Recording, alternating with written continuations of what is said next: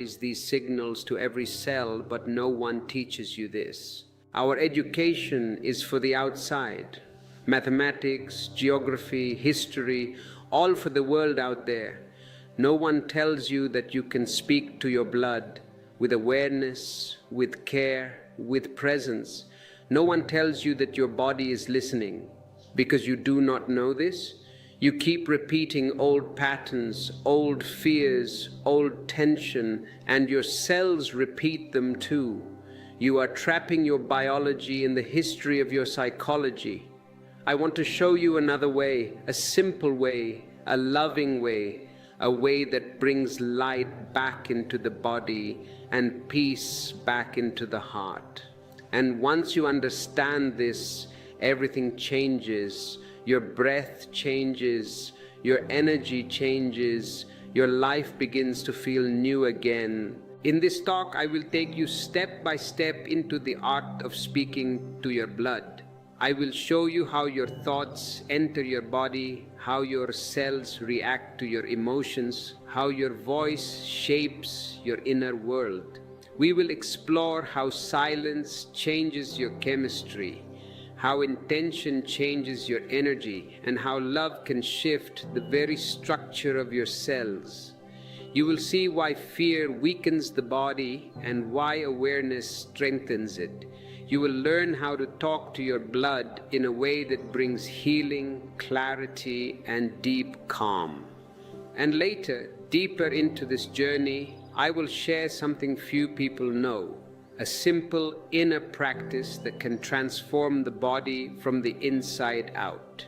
If you wish to support the continuation of these talks and help us bring this light to more souls, you can click the Super Thanks button below. It is a beautiful way to exchange energy. Also, for those who are truly ready to commit to their own transformation, click the Join button to become a member of our inner circle. When you sit with me now, I want you to feel something very simple. Something so obvious that you have forgotten it again and again. Your body is alive from the inside, not from the outside. Look at the miracle happening within you right this moment. Your blood moves without your effort. You do not have to push it through the veins. Your heart beats without your command. You do not have to wind it up like a clock. Your cells work without your permission. And yet, all of it responds to something deeper than thought, deeper than habit, deeper than anything you have been taught about yourself. This is why I say your blood listens to you. Not to your loud words, not to your outer voice, but to the silent energy beneath your words, the emotion under the emotion, the subtle tone of your inner world. The blood is not listening to English or Spanish or Hindi. It listens to the language of vibration. And if you have never learned to look inward, if you have lived only on the surface of the mind, you may think this is strange or mystical or impossible. The logical mind says, how can blood listen? It is just fluid. But stay with me. Let the idea settle, because the body is not a machine and your blood is not a mere liquid.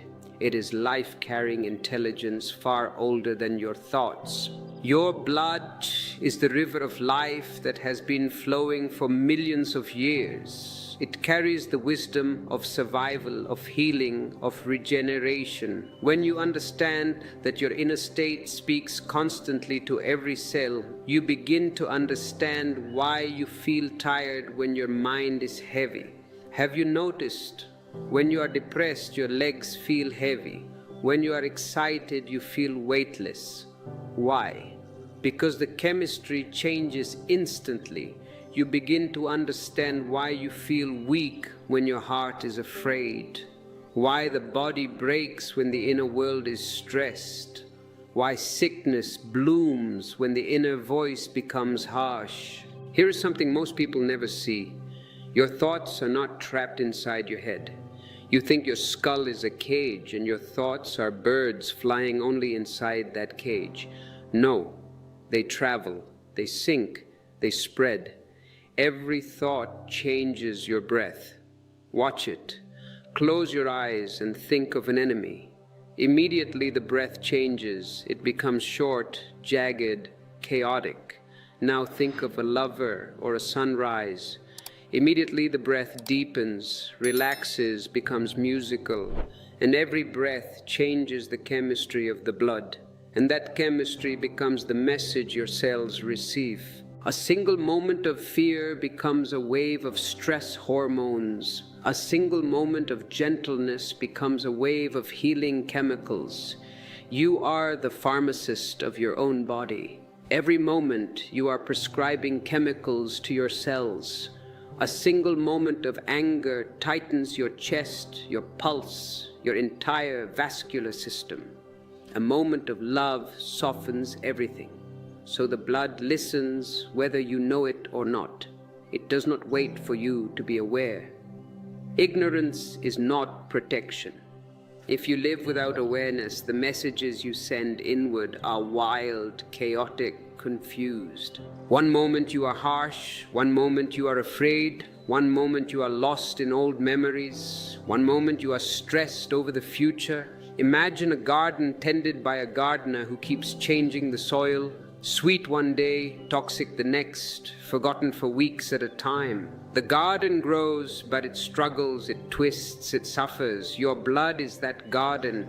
It receives whatever you pour into it. And the truth is, you have been speaking to your blood your whole life without knowing. We have prepared deeply insightful ebooks that guide you through these specific techniques of inner dialogue and cellular healing.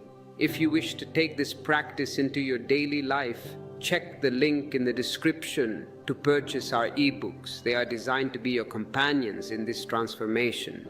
When you say inside yourself, "I am tired," your blood hears it. It says, "Okay, we are tired," and it slows down the production of energy. When you whisper, "I am weak," your cells bend under it. They obey you. You are the master, even if you are an unconscious master. When you repeat old wounds, your blood carries the echo. When you punish yourself with thoughts of failure, your heart tightens, your pulse shifts, your inner chemistry changes. But the opposite is also true.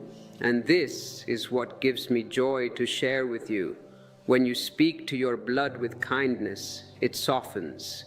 When you speak with love, your cells brighten. When you breathe with awareness, your inner world becomes clear and your blood flows with ease. When you treat your inner voice as a healer instead of a judge, everything begins to transform. Your energy, your mind, your health, your mood, your entire sense of being alive. What I'm about to show you might seem simple, but it changes everything. Simplicity is the signature of truth. Complexity is of the mind. Simplicity is of the being. Most people think transformation begins outside. New habits, new routines, new medicine, new discipline. They join the gym, they buy the vitamins. Good, do that. But transformation begins with the tone you hold inside yourself. Your blood listens to the way you feel about your own life. If you carry resentment, the body carries tension. If you carry fear, the body carries contraction. If you carry shame, the blood becomes heavy. But when you carry love, when you carry acceptance, when you carry presence, the body relaxes into its natural intelligence. Cells receive the message that life is safe again, that they can repair again, that they can breathe again. And this is why speaking to your blood is not some strange ritual. It is the return to the truth of how your body and consciousness work together. And once you recognize that your blood is listening, you begin to understand something even deeper. Your thoughts are not private.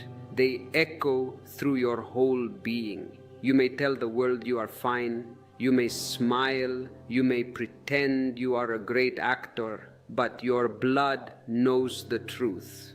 The body always knows. It feels the tremor of your hidden worries. It feels the weight of your unspoken sadness. It feels the dryness of your forgotten joy, and it responds. The bloodstream carries not only oxygen and nutrients, it carries the imprint of your emotional world. This is why two people can live identical lives on the outside, yet experience completely different health on the inside. One is guided by fear, one is guided by presence. One speaks to their blood with worry, one with clarity. The body reflects the voice it hears most often, and once you see this, you can no longer treat your inner voice casually. You begin to understand the power you hold. Not power over the world, not power over others, but power over the quality of your own life. The power to transform your energy from the inside. The power to soften the places where you have been hard on yourself. The power to speak to your blood with the same tenderness you would offer to a friend in pain. This is where true healing begins, not with force, not with pressure, but with a quiet return to love. To help us keep creating this content that bridges science and spirituality, consider using the Super Thanks feature. Your contribution supports the team and the mission. And from this understanding, a natural curiosity arises. If every thought creates chemistry, if every emotion becomes a message, then what happens in the exact moment a thought forms? What does the blood do when the mind whispers something small and subtle? What is the chemistry of a single thought? And this brings us gently into the next insight. What I want you to see now is something most people never even consider because they live so fast inside their minds that they never pause to notice what the mind is doing to the body in every single moment. Every thought you have, even the smallest one, even the one that flickers for half a second and disappears before you catch it, becomes chemistry. It becomes a message. It becomes a signal that enters your blood and begins to travel. You may think thoughts are light, weightless, harmless, but they are not. They are the roots of your inner landscape. They decide whether your inner world is a garden or a desert. And the body, especially your blood, has no choice but to respond to this constant flow of thought-made chemistry. It cannot argue with you. It cannot negotiate with you. It cannot say, please send better messages. It simply receives what you give. Here is something that may seem strange at first. The mind thinks in language, but the body understands only chemistry. When you think a fearful thought, the body does not hear the words, I am scared.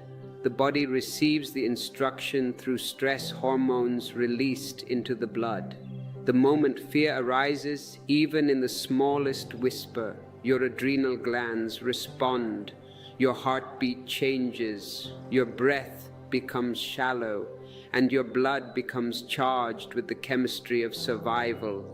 Even if there is no danger, even if the threat is imaginary, the blood cannot tell the difference. It listens only to the tone of your inner world. So, a single fearful thought becomes a signal that travels through your veins, tightening your muscles, sharpening your nerves, making every cell prepare for something that does not exist. And when you live this way day after day, fear begins to settle into the bloodstream like dust that has been ignored for too long. But the same is true in the opposite direction, and this is where the beauty begins. When you think a loving thought, a gentle thought, a peaceful thought, your brain releases chemicals that soften your inner environment. Oxytocin, serotonin, endorphins. These are not just words from science. These are the biological expressions of love, calm, and joy. They enter the bloodstream like warm light. They soften the vessels, slow the pulse, ease the breath. They tell the cells, You are safe. And when the cells feel safe, they repair themselves. They open, they breathe, they return to balance. So you see, it is not metaphysical at all. It is the most intimate relationship between your inner voice and your inner biology. Your blood listens to the quality of your thoughts, and it changes according to what it hears. Imagine for a moment a great river. Imagine that everything you drop into it, flowers, stones, medicine, poison, begins to travel through the entire length of the river, touching every bank, every creature, every hidden corner. This is your bloodstream. Your thoughts are the drops. When you pour fear into the river, it carries that fear to every cell. When you pour anger, it carries anger. When you pour confusion, it carries confusion. But when you pour love, something extraordinary happens. The entire river brightens. This is not symbolism. It is how your body actually works. The chemistry of love strengthens your immune system. The chemistry of joy increases your vitality. The chemistry of peace relaxes your blood vessels and steadies your heart. Your cells drink whatever your mind pours, and yet most people live as if their thoughts have no consequence. They think thousands of fearful thoughts every day, small worries, quiet doubts, hidden anxieties, and the blood must carry all of them. No wonder so many people feel tired. No wonder so many people feel heavy. No wonder the body collapses under the weight of a stress that never ends. The body is not failing you, it is responding to you. The blood is not weak, it is trying to adapt to a mind that has forgotten how to be kind. And when you begin to see this, something profound shifts. You realize the responsibility you hold. Not a burden, but a power. Not pressure, but potential.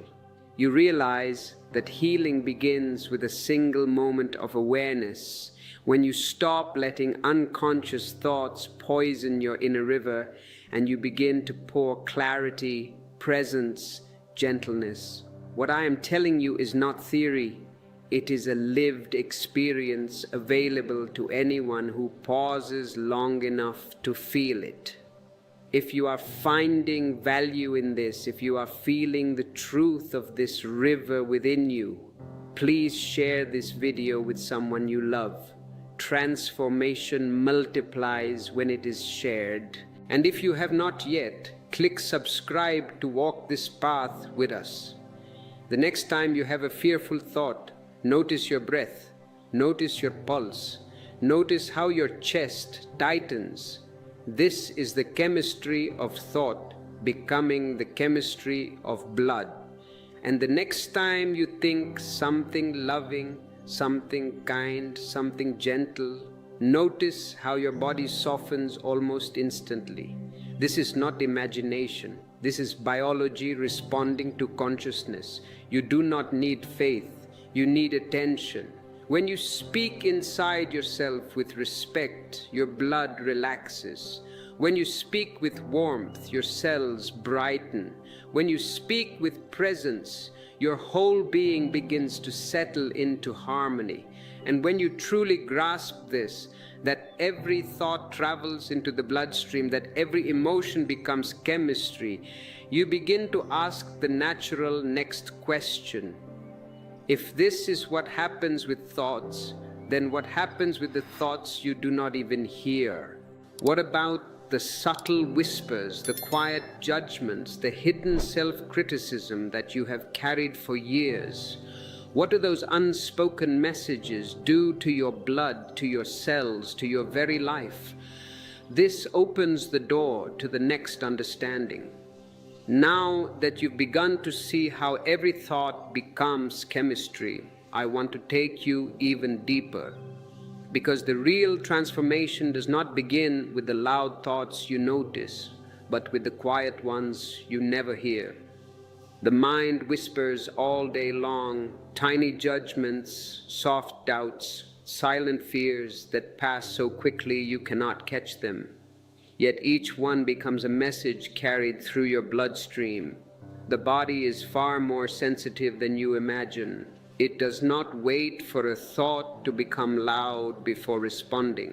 It hears the faintest tremble of insecurity, the slightest shadow of self-criticism, the smallest ripple of unspoken disappointment, and it reacts. Your blood hears what your mind whispers.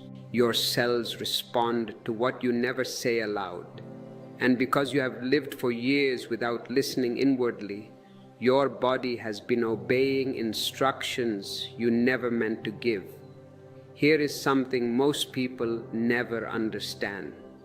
The mind speaks two languages. One language is loud, verbal, obvious, the thoughts you can hear.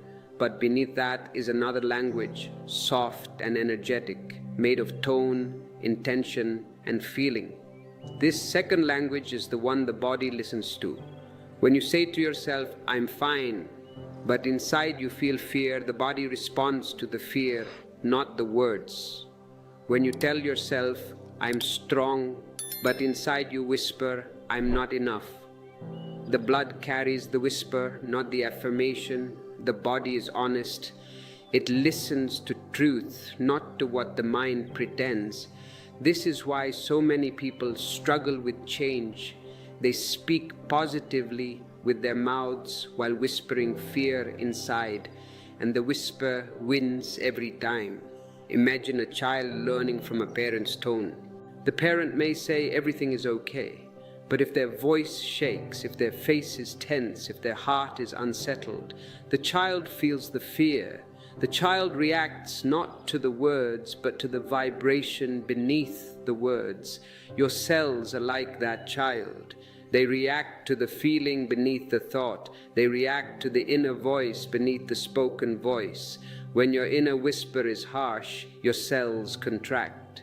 When it is soft, they relax. When it is confused, they scatter. When it is loving, they organize themselves around balance and health. The body always follows the whisper.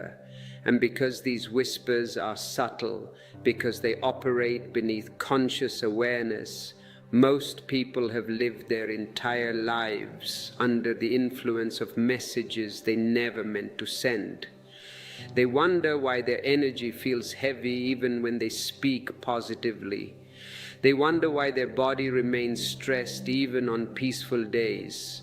They wonder why healing feels slow, why change feels difficult, why the past keeps echoing through their emotions.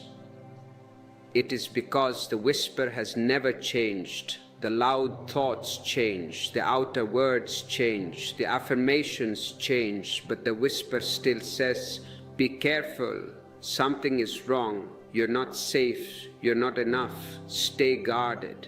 And the blood listens. It hears the whisper and prepares for danger even when none exists. This is why awareness is so important, not awareness of your loud thoughts. You already hear those. But awareness of your inner tone, the feeling behind the thought, the quiet emotional climate you carry inside yourself. Because it is this tone, this climate that shapes your biology. When the tone is heavy, the blood becomes heavy. When the tone is warm, the blood becomes warm. When the tone is anxious, the blood moves in agitation. When the tone is peaceful, the blood flows in harmony. Your cells obey the emotional weather inside you. And unless you become aware of the whisper, the weather will run wild. But once you begin to pay attention, once you turn inward gently and listen not to the words, but to the feeling beneath the words, something remarkable begins to happen. The whisper slows down, it softens, it becomes visible. And when something becomes visible, it can be transformed. You begin to hear the subtle ways you have spoken to your body, how often you have said, "I am tired, I am broken, I am not enough, I cannot handle this." Even when the words never reached your lips, you begin to notice the unconscious phrases you absorbed. from childhood, from fear, from rejection, from old wounds. And instead of pushing them away, you bring awareness to them. And awareness alone changes everything. Because the moment you see the whisper, it loses power. It cannot operate in the dark anymore. And this brings us to the most beautiful part of this understanding. The body responds instantly to even the smallest shift in your inner tone. When you whisper to your blood with kindness, even for a moment, the cells listen. When you say inside yourself, "It's okay, I'm with you," your blood relaxes. When you send warmth inward, the cells open. When you speak with compassion, the whole inner system softens like a flower touched by spring air. You do not need to shout at yourselves. You do not need long meditations or complex rituals. You only need to change the whisper, because the whisper is the language the body understands. And once you see this, a new question arises naturally. If the body hears the whisper, then how do we transform the whisper itself? How do we shift the tone of our inner world so the blood receives messages of peace instead of fear? How do we bring presence into the very chemistry of our being? This takes us into the next part of our journey. As we move deeper, I want you to understand something so simple and yet so transformative that once it settles in your being, nothing in your inner world will remain the same. Transformation does not begin with effort. It does not begin with discipline. It does not begin with forcing the mind to think differently or pushing the heart to feel differently. Transformation begins with awareness. Pure, gentle, quiet awareness. And this is where almost every seeker gets lost, because they try to change their thoughts before they have even learned to see them. They try to heal their emotions before they have learned to witness them. They try to speak to their blood before they have learned to listen to themselves. But awareness is the first step. Without awareness, the old patterns continue in the dark. Without awareness, the unconscious whisper remains in control. Without awareness, your blood continues to receive signals you never intended to send. Here is something most people completely miss. The inner world does not need to be fixed. It needs to be seen. The moment you bring awareness to a thought, it loosens. The moment you observe a feeling, it softens. The moment you witness your inner voice, even for a few seconds, it loses its unconscious power. Awareness is not an action, it is a light. And when light falls on the hidden corners of your being, the tension living there for years begins to unwind on its own. You don't have to fight with it. You don't have to push it away. You don't have to argue. Just watch, just see, just allow. Because awareness is the bridge between your consciousness and your physiology, between the inner and outer worlds, between the mind and the blood. When awareness enters, the messages you send inward begin to shift naturally. Imagine a dark room filled with dust floating through the air. When the room is dark, you don't see the dust, and you breathe it in without knowing. But the moment a beam of sunlight enters, every particle becomes visible. You don't need to chase the dust. You simply become aware of it. And with awareness, you begin to breathe differently, move differently, open the window, clean the space. Awareness makes action natural. In the same way, when you bring awareness to your inner noise, to the subtle thoughts, the tiny fears, the old judgments, you begin to relate to yourself differently. You stop believing every whisper. You stop reacting to every fear. You stop letting the unconscious storm shape your blood. Instead, you begin to witness, and the witness changes everything. Awareness slows destructive chemistry. When you are unconscious, fear floods your bloodstream instantly.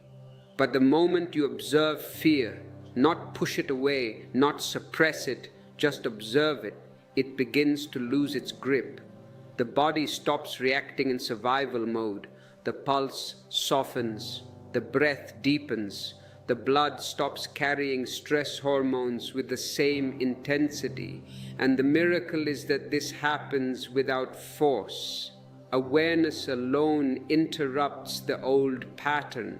This is why meditation is so powerful. Not because it teaches you to create new thoughts, but because it teaches you to see, and seeing is enough. But awareness does something even deeper. It opens the door to intention. When you are unconscious, your thoughts and emotions run wild, sending chaotic messages into your bloodstream. But when you become aware, you gain the ability to choose. You can choose how to relate to your inner world. You can choose to soften instead of tighten. You can choose to breathe instead of panic. You can choose to send warmth instead of fear. And this choice is what transforms the inner chemistry. The body listens not just to your emotions, but to your awareness of those emotions. When you say inwardly, I see this fear, the blood hears the stability in your witnessing, not the tension of reaction. Awareness becomes a stabilizing force, a calm presence that signals to the cells, we are safe, and safety is the foundation of healing. When you watch your inner noise without judgment, something surprising begins to happen. The noise becomes quieter. Thoughts that used to shout lose interest. Old fears lose their fire. The whisper you once believed begins to dissolve, and into this quiet space a new kind of energy appears, an energy of clarity, of softness, of openness. This is the energy that transforms the blood. This is the energy that brings harmony to your cells. This is the energy that begins to rewrite the messages you have been sending inside yourself for years. Awareness does not just change the mind, it changes the body. As awareness deepens, you may notice something else. Your blood begins to feel different. The flow becomes smoother. The breath becomes deeper. The heart becomes lighter. You begin to feel moments of peace that have nothing to do with the outside world. These are signs that your inner messages are shifting. Your consciousness is no longer sending chaos. It is sending clarity. No longer sending tension. It is sending presence. No longer sending fear. It is sending understanding. The blood listens, and it responds, and as it responds, the whole body begins to reorganize around this new inner harmony.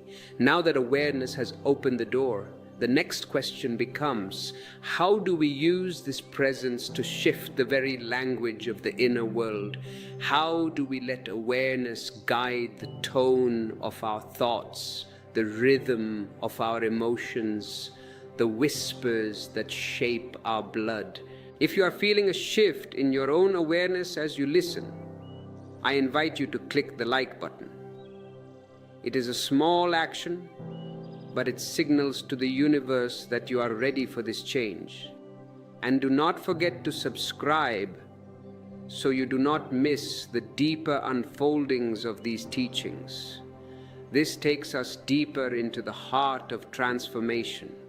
Now that awareness has begun to open the inner door, I want you to see how presence, simple, soft, loving presence, becomes the force that transforms the very language you speak to yourself.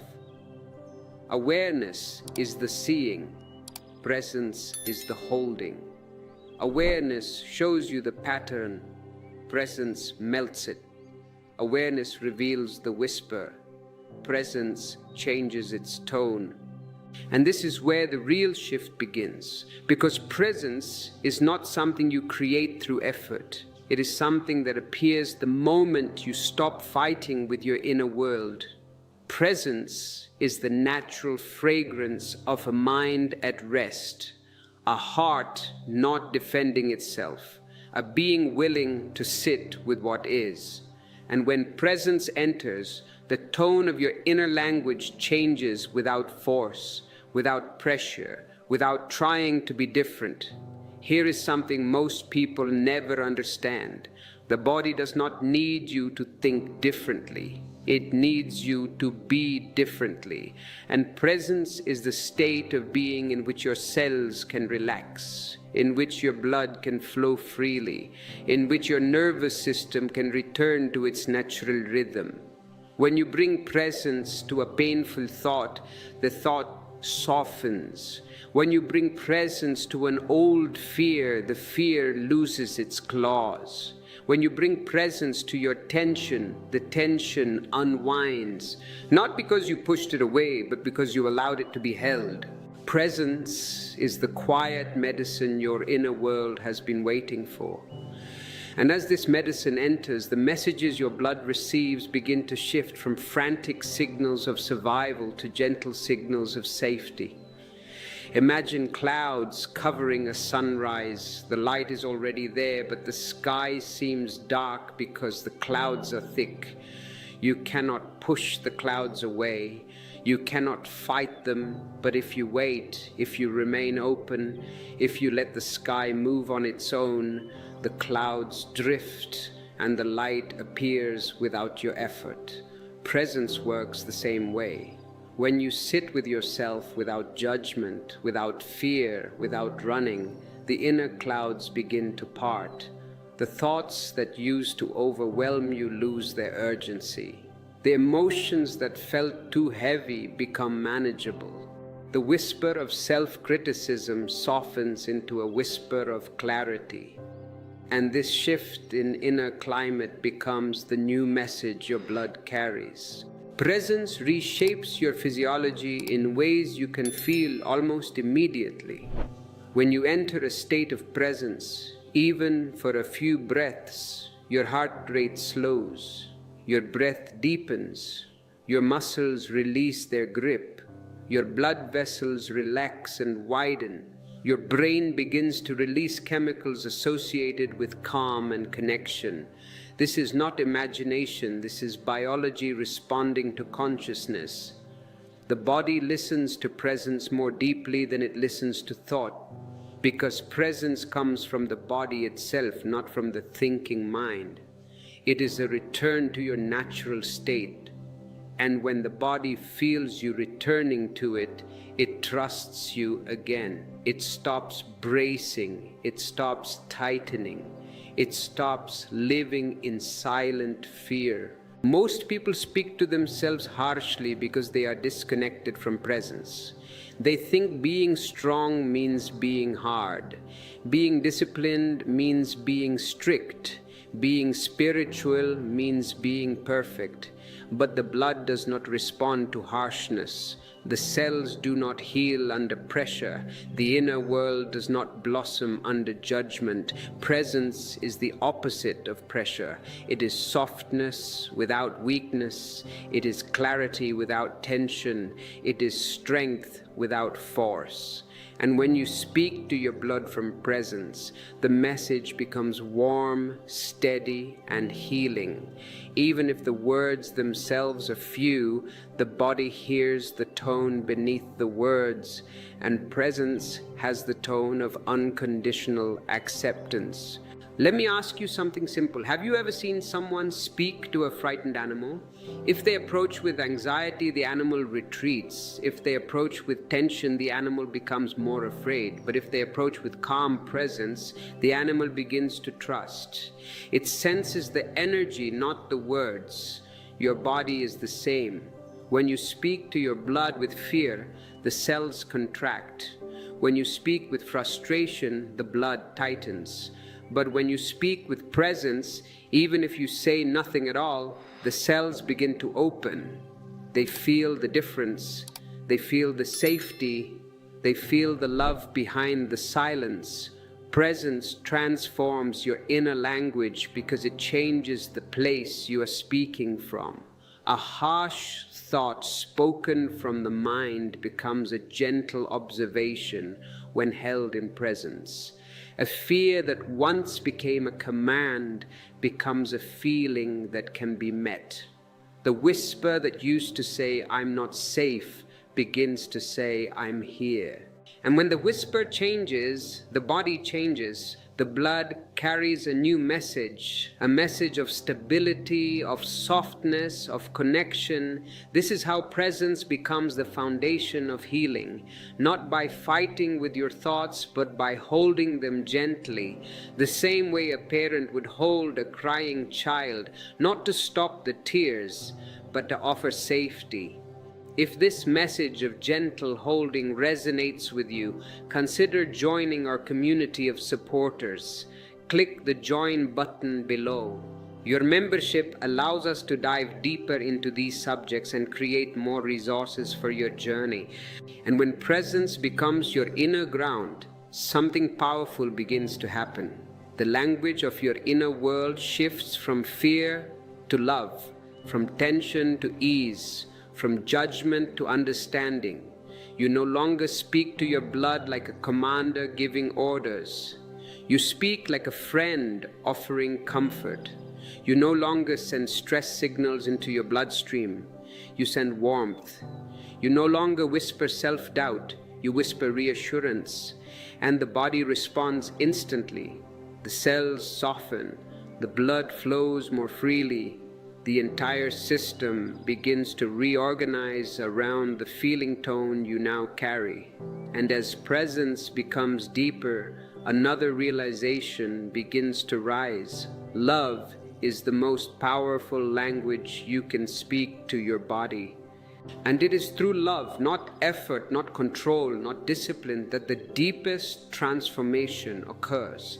This brings us to the next moment in this journey.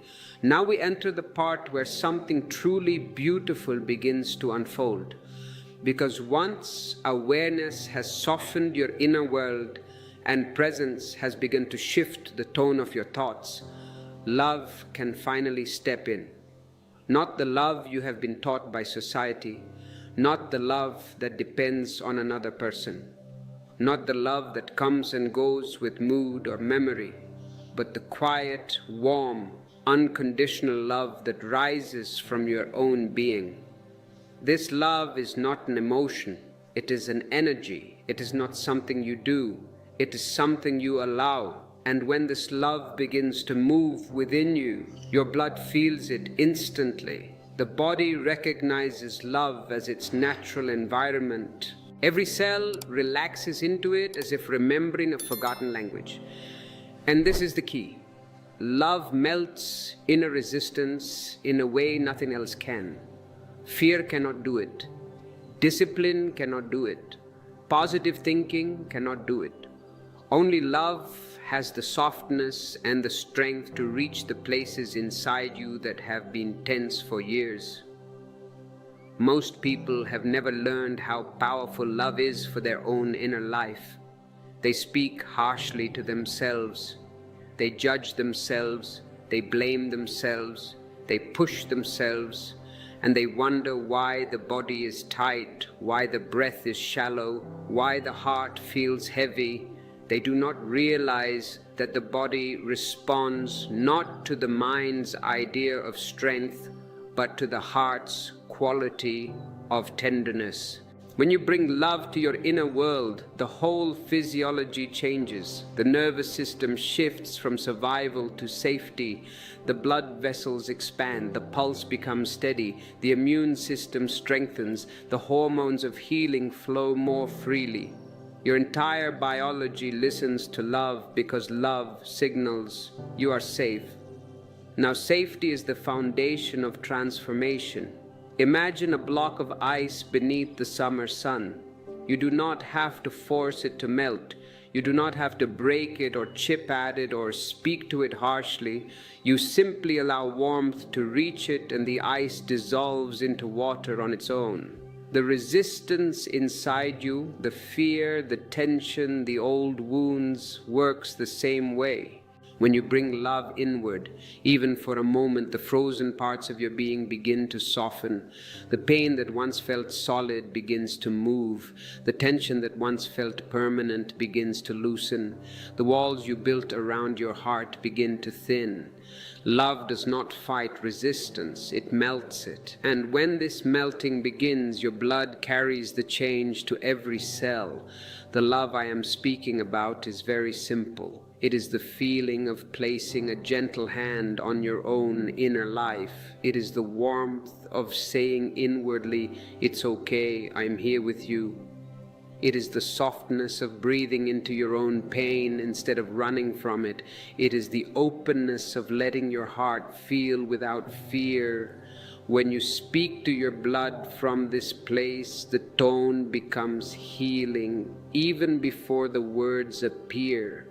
You might say nothing at all, yet the cells feel the shift. They respond to the energy of love the same way plants respond to sunlight. Not because they understand it conceptually, but because they are made for it. I have watched people suffer not because pain is strong, but because they never learned how to listen to it. Pain softens when you speak to it. Pain opens when you give it your presence. And in the next moments with me, you will feel the first moment of a deep healing that comes not from effort, but from a soft conversation with your own heart.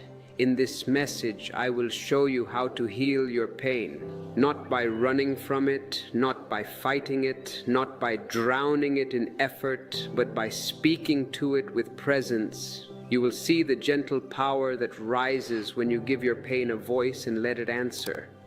Many come to me with heavy hearts, tired from carrying wounds they never understood. And I guide them into a way of healing that is simple, human, natural. For those who wish to read the detailed guidance on these practices, our ebooks are available. They contain the written essence of these transmissions, allowing you to return to them whenever you need. Please find the link below. In this journey with me, you will learn the inner movement that softens pain, the breath that opens it, and the presence that transforms it. You will feel the shift inside you, and that shift becomes your path. I know many of you have been taught to hide your pain, to silence it, to pretend it is not there. You were taught that pain makes you weak, that it should be pushed down, covered, ignored. But pain does not disappear when you hide from it. It only grows lonely, it only grows tight. And in that tightness, your whole being becomes small. But pain does not want to hurt you. Pain wants to speak. Pain wants to be understood. When you turn toward it, when you breathe with it, when you speak to it, something miraculous happens. The pain becomes your teacher. It becomes your guide. And healing begins from the inside, soft and real. In this long journey with me, I will take you step by step into the deepest truth of healing. I will show you why pain appears in your life, what it tries to say, and how your own voice becomes the medicine it has been waiting for. We will move through the art of listening to your pain, the gentle way of speaking to it, the breath that opens its knots, and the presence that brings light into its darkest corners. As we go deeper, you will discover something surprising. Your pain is not against you, it is for you. It leads you back to yourself. And by the end of our time together, you will feel a new space inside you, soft and open, where healing happens naturally and life begins to move with you again. This is the part most people never see. They run from pain, they hide from it, they push it away, they numb it, they silence it, but they never stop long enough to feel that pain does not appear without purpose. Pain arrives only when something inside you is ready to be seen. Pain is the signal that a change is waiting. Pain is the knock on the door of your inner world, inviting you to look, inviting you to listen, inviting you to grow into a new space within yourself. Here is something most people completely miss. Pain is not random. Pain is precise. Pain knows exactly where to touch you, exactly when to touch you, exactly how much to touch you. It arrives in the moment your awareness is strong enough to meet it. It appears when some old part of you is ready to soften, ready to shift, ready to release what has been held too tightly for too long. And when you begin to understand pain in this way, you stop treating it as an intruder and begin to see it as a visitor carrying a message that belongs to you. Pain pushes your awareness to a forgotten place. It guides your attention toward the exact spot that has been neglected, denied, or abandoned. It might be a physical tightness, a burning emotion, a heaviness in the chest, a silent ache in the heart. Whatever its form, pain is simply pointing. It is pointing to the place inside you that needs to be seen with gentleness. It is pointing to a wound that was created long ago, a moment that never received your understanding, an emotion that was never given the chance to breathe. Pain brings your awareness to that place so that it can come back into the light of your presence. Pain is the body or the heart calling for attention. It calls the way a small child calls a mother, not with punishment, not with rebellion, but with longing. It says, "See me, hold me, stay with me." And the moment you turn toward it with even a little softness, something begins to change. Pain softens, pain warms, pain loosens its grip, pain begins to melt because it feels seen. Pain has only one need: to be acknowledged. It only grows loud when you ignore it. It only grows sharp when you push it away. It only becomes heavy when you pretend it isn't there. But the moment you give it presence, its message begins to unfold naturally. Listening creates the first movement of healing. Healing doesn't begin with techniques or methods or effort. Healing begins with listening. Listening is the medicine. Listening is the first touch that pain has been waiting for. When you listen to your pain, you are telling yourself, "I am here with you." And this simple inner statement spoken through awareness is the beginning of deep transformation. It is like a bird tapping softly on the window pane. At first, the tap is light, barely noticeable. Then, when you do not respond, the tapping grows louder, more urgent. But the moment you turn your head and see the bird, the tapping stops. The bird was simply asking to be noticed. Pain is the same. It taps gently at first, then louder still. But the moment you turn toward it, the moment you give it even a little of your awareness, the tapping stops. The pain begins to relax because it no longer needs to call you. So as you feel this now, this subtle shift of seeing pain differently, let your breath follow it. Let your awareness soften into the places where your pain has been waiting. Because in the next unfolding, we go deeper into what happens when pain is ignored and why turning away from it creates more suffering than the pain itself. If this understanding of pain is opening something in you, you can show your appreciation with a super thanks. It is a direct way to support this channel and the work we do. As we move now into this next unfolding, I want you to sense how the understanding we opened in the last chapter begins to settle inside you like soft dust floating down in a quiet room, creating a new stillness in your chest. You have seen how pain is a messenger, how it arrives not to harm you, but to call you, to draw your awareness towards something important within you. And now we go deeper into a truth. Many people live their entire lives without realizing ignoring your pain does not make it disappear. Ignoring your pain makes it grow roots. Ignoring your pain makes it travel inward, finding new ways to speak, new corners to hide in, new shapes to take. Ignoring your pain turns a simple message into a silent storm. And this storm begins to color your life in ways you may never notice until you turn toward it. This next part may seem subtle, but it holds a deep truth. When you push your pain away, you are not pushing it out of your life. You are pushing it deeper into your body, deeper into your emotional field, deeper into the spaces where it becomes harder to reach. Pain that is ignored doesn't die, it buries itself, and once buried, it begins to harden. It becomes tension in your shoulders, tightness in your stomach, heaviness in your chest. It becomes patterns in your behavior, stories in your mind, reactions in your relationships. It becomes a quiet force shaping your choices, your habits, your fears. Suppressed pain becomes physical tension. The body remembers everything. When you suppress emotional pain, the body takes the burden. It holds the unspoken words. It holds the tears that never fell. It holds the fear that was never acknowledged. It holds the anger you never let yourself express. And each holding creates a knot, a small, tight place where energy cannot move.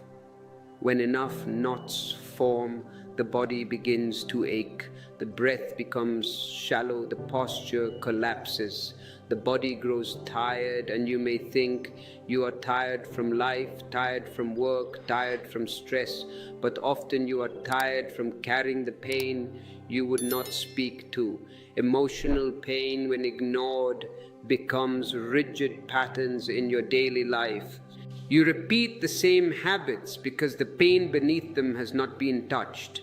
You fall into the same emotional loops because the wound beneath them has not been seen. You respond to situations from old memories because the pain inside those memories still sits in darkness. Pain becomes like a small stone in your shoe. You begin to adjust your entire walk to avoid the discomfort. After a while, you forget the stone is even there, but your walk has changed, your step has changed, your whole way of moving has changed. And you do not realize that the stone, the buried pain, is still shaping your entire path. Avoidance creates more suffering than pain itself. Pain is simple when it first appears. It is like a small ripple on the surface of water. But when you avoid it, when you refuse to see it, that ripple becomes a wave, then a tide, then an ocean you feel lost in. The mind becomes noisy, the heart becomes heavy, the body becomes tense, the world feels overwhelming. And all of this comes not because pain is strong, but because avoidance has made your world smaller. Avoidance shrinks your inner space. Avoidance tightens your breath. Avoidance closes the door through which healing would have entered. Seeing pain reduces the weight it carries.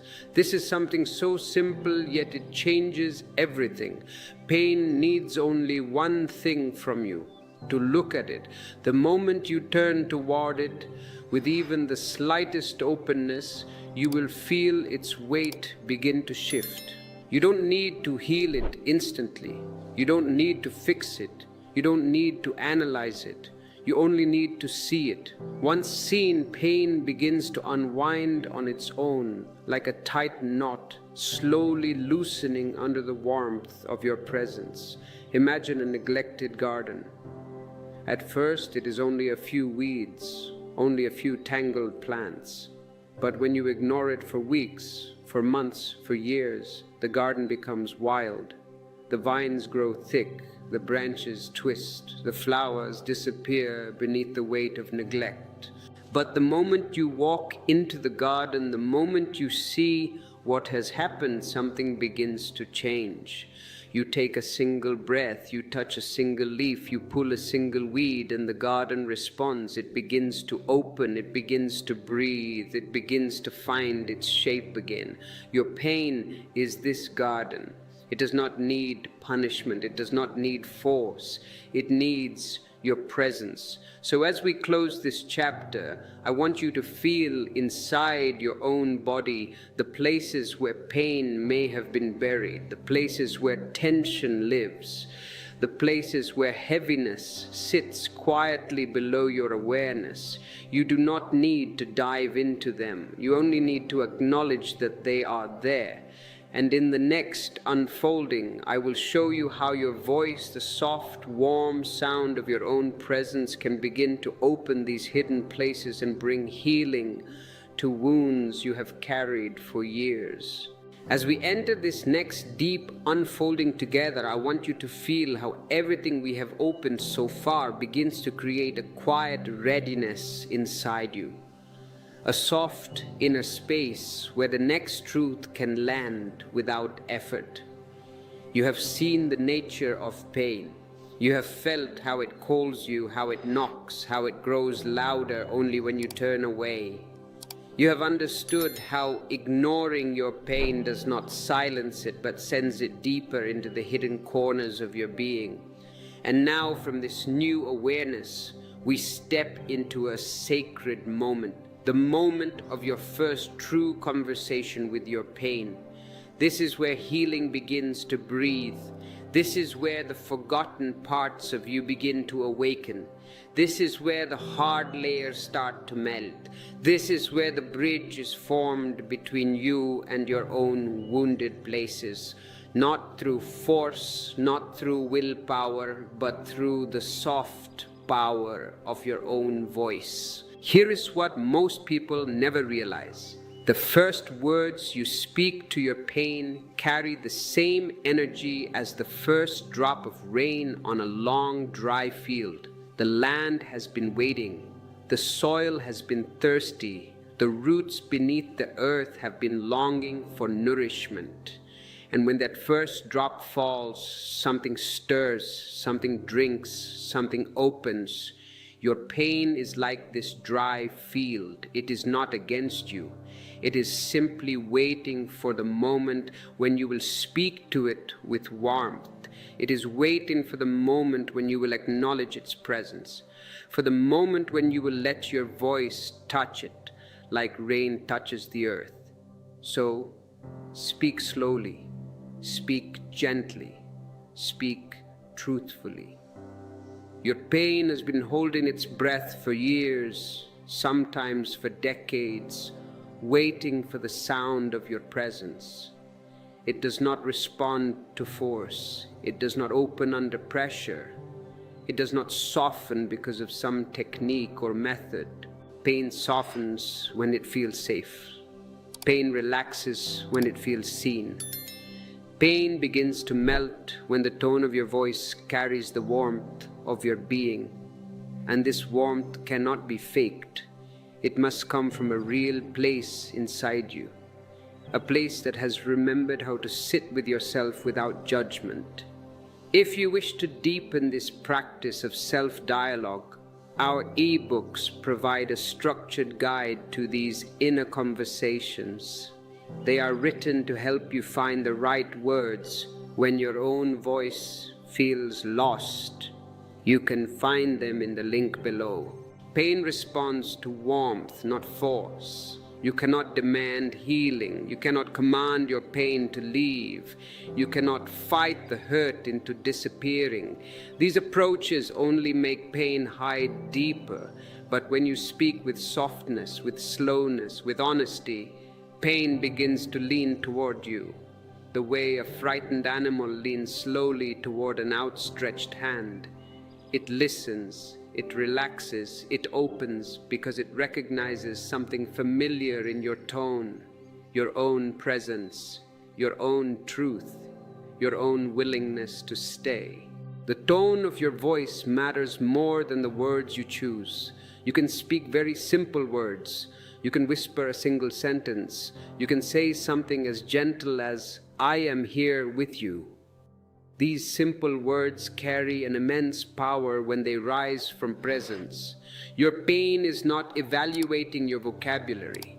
Your pain is listening to your energy. It is listening to the softness between your words. It is listening to the silence beneath your breath. It is listening to the sincerity that vibrates through your voice. And when that sincerity touches it, pain begins to transform. Speaking helps your pain feel safe. Imagine a parched plant that has lived under a harsh sun for weeks. One drop of rain arrives, then another, and slowly the plant begins to lift its leaves again. It begins to open, it begins to remember that water exists, that nourishment is possible, that life is still here. Your pain is this plant. It has been sitting inside you without water, without the nourishment of your awareness. Your voice is the first drop. And the moment that drop touches it, the first movement of healing begins. So let this truth sink into your chest, now into your breath, into the long quiet places inside you. Your pain has been waiting not for some great technique, not for a dramatic release, but simply for your voice. And now that you have seen this, I take you deeper into the next unfolding, where your soft speaking begins to smooth the sharp edges of your pain and turn its tightness into space. As we move now into this next deep unfolding, I want you to feel how the first conversation you have begun with your pain has already created a small opening inside you, a gentle doorway where something soft is entering. You may not notice it at first because healing rarely arrives with noise. It arrives like dawn, slowly, quietly touching the edges of the night until you realize light has been growing all along. And now in this new light, we step into the next movement, the softening of the edges of your pain. This moment in your healing is delicate, beautiful, like watching ice begin to melt under the early warmth of the morning sun. Pain is not only a message, it has a shape. It has corners, it has edges that feel sharp, tight, cold. These edges have been protecting the wound inside. They have been guarding what was fragile, but the moment your voice touches your pain, the moment your presence reaches toward it, these edges begin to loosen.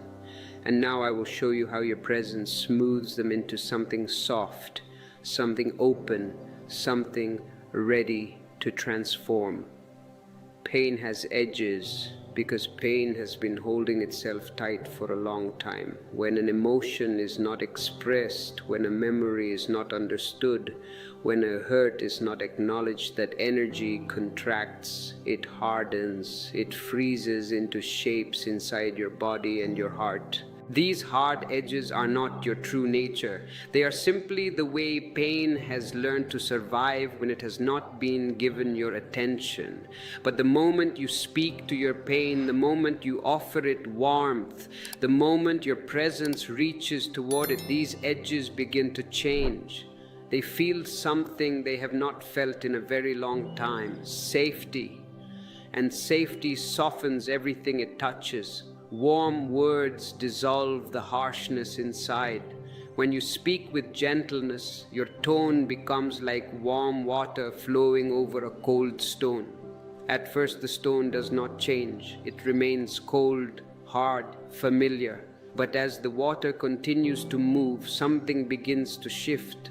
The coldness weakens, the surface softens, the hardness begins to crack.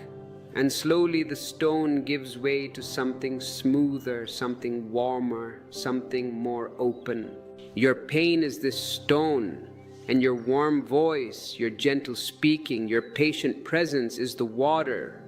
When you continue to touch your pain with this warmth, the harshness begins to dissolve.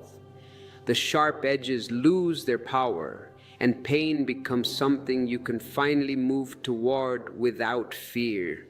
Pain becomes fluid instead of rigid. If this metaphor of the water and the stone speaks to your heart, you can express your gratitude through super thanks. It allows us to keep flowing like a river, bringing these messages to those who need them. Pain that is not acknowledged becomes stuck, frozen in time, frozen in the body. But when you bring your presence to it, pain begins to move. It begins to breathe. It begins to unfold. What was once tight becomes spacious. What was once hard becomes soft. What was once unbearable becomes bearable. This fluidity is the first real sign that healing has begun. It means the pain is no longer defending itself, it is no longer hiding, it is no longer closing, it is meeting you, it is letting you in. Softness creates space for release. When pain softens, it does not vanish instantly, it does not need to. It simply becomes spacious enough for release to happen naturally. You do not force release. You do not chase it. You do not demand it. Release happens the way leaves fall from a tree when autumn arrives, not through effort, but through readiness. When your pain becomes soft, it begins to let go on its own. Something that was held for years begins to slip out gently. Something that was stuck begins to move. Something that was heavy begins to lighten. And all of this happens because you brought softness, because you brought awareness, because you brought your voice. Presence turns pain transparent. When you sit with your pain, when you speak to it, when you breathe into it, something subtle happens. Your pain becomes see-through. You can look into it without fear. You can feel it without drowning. You can hold it without being consumed. The pain that once felt overwhelming becomes something you can touch, something you can understand, something you can sit with. And transparency is the beginning of transformation. Once you can see through the pain, you can see the truth beneath it, the memory, the belief, the longing, the unmet need, and healing becomes simple, not easy, but simple. Imagine a block of ice melting under sunlight. At first, the ice is rigid, cold, resistant, but as the sun continues to warm it, the surface begins to soften. Drops of water appear. The hardness weakens, and soon the whole shape begins to change. The ice becomes water. The water becomes flow, and the flow carries away what once was frozen. This is what happens when you soften the edges of your pain. The coldness becomes warmth, the hardness becomes tenderness, the frozen becomes fluid, and you begin to feel a sense of inner movement, a sense that healing is not something far away, but something happening inside you. Right now, feel this softness rising inside you. Feel the edges of your pain growing less sharp. Feel the way your voice, your breath, your presence have already begun to touch the places that once felt unreachable. And now, from this softening, I lead you into the next unfolding, the moment when your pain begins to answer you, when the message hidden inside it starts to speak back, and you discover the deeper truth it has been carrying all along. As we continue our slow descent into the heart of this journey, I want you to feel how each step we have taken has been preparing you for this moment. The way the earth softens before a seed begins to rise, the way the sky lightens before the sun breaks through the horizon. You have spoken to your pain. Perhaps for the first time in years, you have softened its edges with the warmth of your presence. And now we enter a sacred unfolding, a moment most people never reach because they run before this moment arrives. They close themselves too early. They fear the tenderness opening inside them. But when you stay, when you continue to breathe, when you continue to speak softly, something miraculous happens. Your pain begins to answer you. It unravels, it reveals, it whispers its story, and this story is the key to your healing. Pain responds when spoken to because pain has been waiting to speak. Everything in life seeks expression. Joy seeks expression. Love seeks expression. Grief seeks expression. Even silence seeks expression. Pain is no different. It has been held inside you for so long that it has forgotten what it feels like to be heard. The moment your presence reaches it, the moment your voice touches it, pain remembers. It remembers that it is allowed to speak. It remembers that it is safe to reveal its truth. It remembers that it belongs to you not as torment, but as a message, and so it begins to unfold. Pain often hides old memories. Not every pain comes from this moment. Many pains are echoes from childhood, echoes from heartbreak, echoes from moments when you felt abandoned, unseen, misunderstood. These echoes sink into your body, into your breath, into the emotional field around you. They become part of your inner world, quiet but powerful. When you ignore them, they remain as tension. When you run from them, they remain as patterns. But when you speak to them, when you soften them, when you breathe into them, they rise. They rise not to hurt you, but to be released. They rise because your presence has become strong enough to hold them. Your listening invites these memories to surface.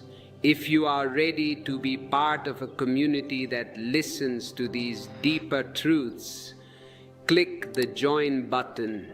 It is a space where we support each other's rising. The way still water reveals its depth when nothing stirs its surface, when the mind becomes calm, when the breath becomes soft, when presence floods your awareness, the deeper layers of your being begin to show themselves. Memories you thought were forgotten begin to move. Emotions you suppressed begin to lift. Images, sensations, words, they all begin to rise from the quiet places inside you, and this rising is not dangerous. It is healing. It is the long-held energy finally finding a voice. It is the silent part of you beginning to speak. Understanding arises without effort. You do not need to analyze what appears. You do not need to dig into the story. You do not need to explain the memory. Healing is not an intellectual journey. It is a journey of presence. When a memory rises, when an emotion surfaces, your only task is to meet it with softness. Let it be there. Let it move through you. Let it complete what it never had the chance to complete. When you stay with it, when you breathe with it, when you hold it with the same gentleness you would offer a wounded bird, something beautiful happens. The memory releases, the emotion dissolves, the story loosens its grip, and you understand without words that the pain was never here to punish you. It was here to guide you. The pain becomes lighter as it speaks. This is one of the deepest truths of healing. Pain is heavy only when it is silent. Pain becomes unbearable only when it is unspoken. But the moment the pain begins to speak, the moment the truth rises, the moment the buried energy finds expression, the weight begins to fall away. You can feel the shift. The heaviness loosens, the tightness warms, the ache softens. Something inside you exhales for the first time in years, and you realize that healing is not about pushing pain away. Healing is about allowing pain to reveal what it has been holding. Imagine a quiet well in the middle of a forest. The surface of the water is still, almost invisible. But when the wind stops, when the leaves become silent, when everything settles, you can see down into the water deeper and deeper, until you glimpse the stones at the bottom. Your pain is this well, and your presence is the stillness that allows you to see into it. When pain answers you, it does not scream, it does not strike. It speaks softly like the ripples forming on the surface when something deep has moved, and these ripples carry the message you were meant to hear. As we enter this new unfolding, I want you to feel how gently everything we have done so far has been preparing the inner ground for this moment, the way rich soil prepares itself for the seed, the way the heart prepares itself for love. You have spoken to your pain with warmth. You have softened its edges with tenderness. You have listened until your pain began to answer you from the quiet chambers of your own inner world. And now we step into the next movement, a movement that is as simple as breath and yet as powerful as light entering a dark room. This is the moment where healing begins to move through the body in waves, where pain loosens from the inside, where knots begin to unwind naturally. This is the moment where you learn to breathe into the very center of your pain. Breath is a bridge. It connects the awareness in your mind to the hidden places in your body. It rises from deep within your belly, flows through your chest, opens your ribs, warms your heart, and reaches the places where pain has been living in silence.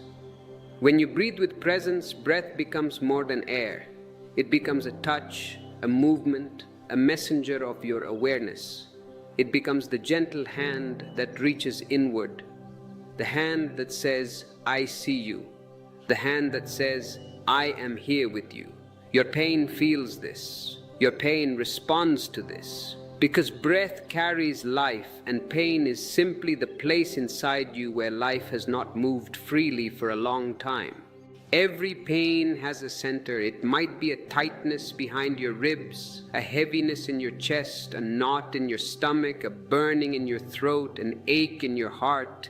These centers hold the oldest memories, the deepest wounds, the most silent stories.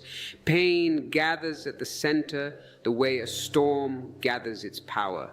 And when you attempt to push that pain away, the center tightens even more, guarding itself, closing itself, bracing itself.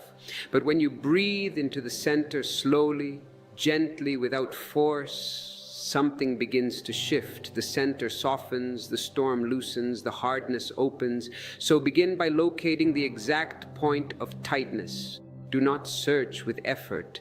Let your awareness drift like a feather carried by a soft wind until it touches the place that needs your breath. When you feel that place, breathe into it with the softest breath you can create. Not a forced breath, not a controlled breath, a warm breath, a compassionate breath, a breath that carries your presence the way a quiet stream carries sunlight on its surface. Let the breath sink in, let it surround the pain, let it touch the edges, let it warm the center. Pain begins to soften the moment breath reaches it, because breath is movement and pain is stagnation.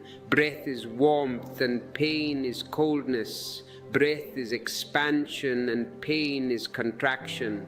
When you breathe into the center, you bring movement into a place that has been frozen. You bring warmth into a place that has been holding cold. You bring expansion into a place that has been closing. Let the breath soften it. You will begin to feel the change. The tightness loosens, the heaviness lifts, the sharpness dulls. The center becomes warm, fluid, almost alive. This is the beginning of release. You do not force release. Release happens on its own when the pain feels your presence, and breath is the language your presence uses to communicate with your body. Imagine warm water slowly soothing a cold stone. The stone does not melt instantly. It does not change in one moment. But as the warm water flows over it again and again, the coldness fades. The surface softens, the shape shifts, the stone becomes something new. Your pain is the stone and your breath is the warm water. Each breath brings another moment of softening. Each breath carries another wave of warmth. Each breath tells your pain that it is safe to let go. So feel your breath now as a gentle touch, as a soft inner embrace. Feel it reaching the center of your pain. Not to fix it, not to fight it, but to be with it. Because when you breathe into your pain with presence, you teach your pain something it has never known. You teach it that it is not alone anymore. And from this first softening, from this breath that reaches the center, we move next into the deeper flow of release, where breath becomes movement and movement becomes healing. As we continue this gentle descent into the deeper layers of your healing, I want you to feel how the breath you have begun to offer your pain is already shifting something inside you, even if only subtly, even if only like the faint opening of a new petal in the dark. You have breathed into the center of your pain and the center has begun to warm, the tightness has begun to loosen, the hardness has begun to soften, and now we enter the next movement of this unfolding, a movement where breath stops being a single moment of warmth and becomes something greater, something fluid, something alive. This is where breath becomes flow. This is where stuck energy begins to move. This is where the long-held patterns inside you start to unwind like old threads, finally releasing their tension. This is the moment where your healing turns from stillness into movement.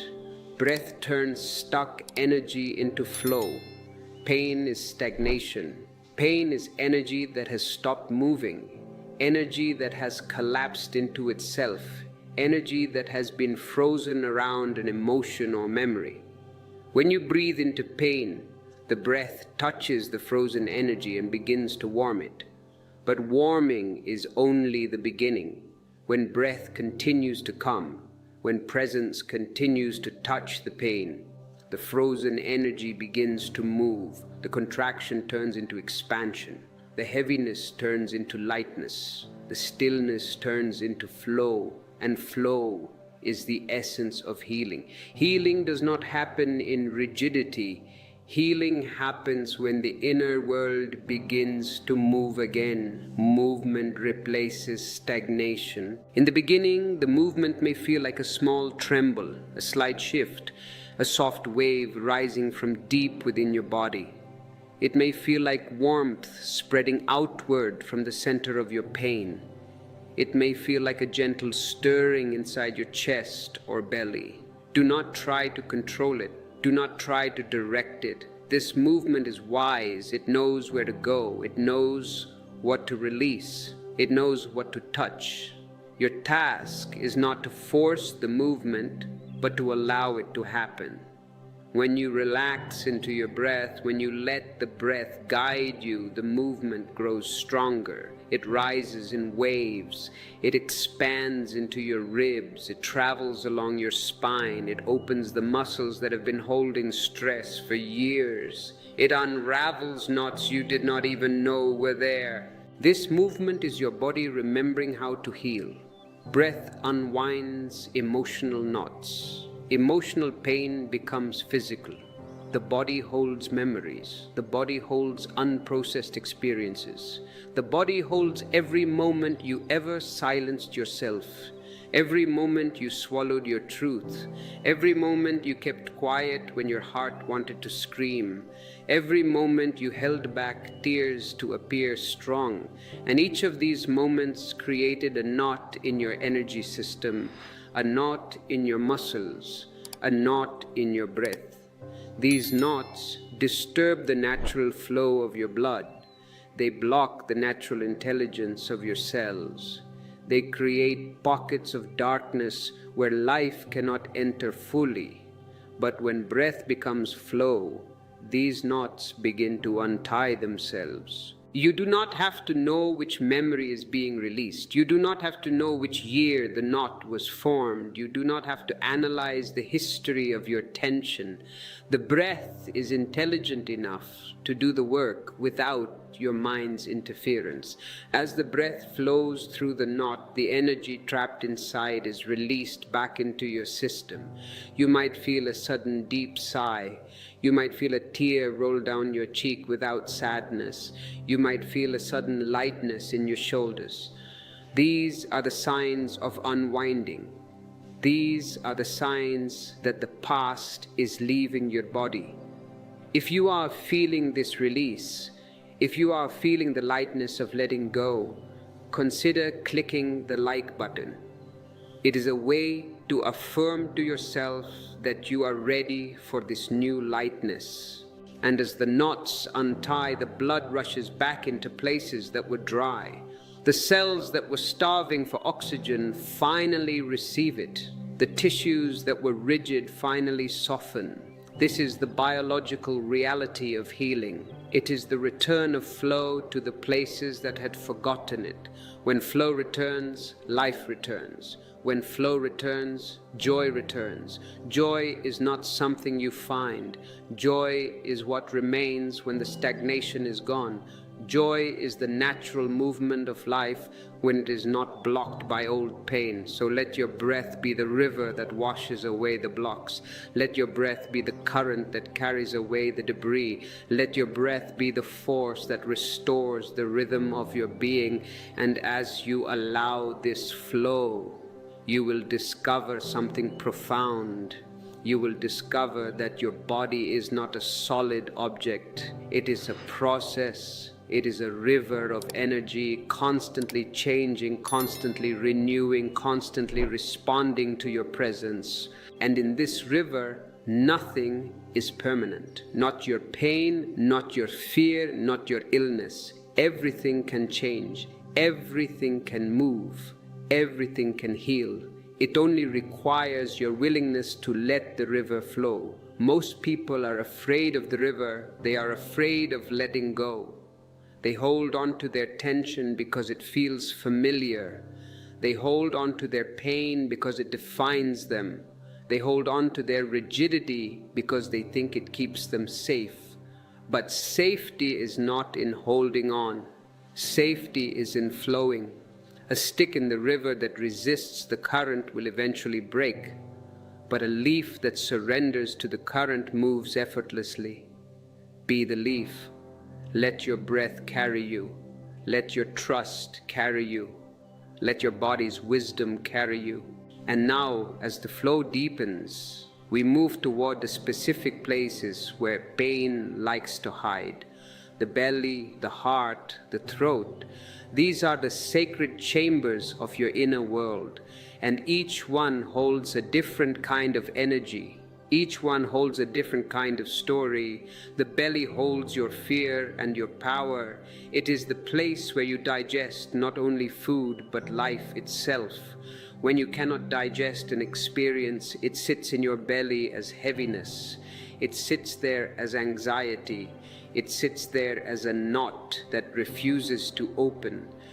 But when you breathe into your belly with flow, when you let the breath expand the softness of your abdomen, you give your body permission to digest the old experiences. You give it permission to process the fear. You give it permission to reclaim the power that was hidden beneath the tension. If you wish to understand the specific language of each energy center in your body, our ebooks offer deep insights into the chakra system and cellular healing. You can find the link in the description. The heart holds your grief and your love. It is the center of your emotional universe. When the heart is hurt, it closes like a flower in a storm.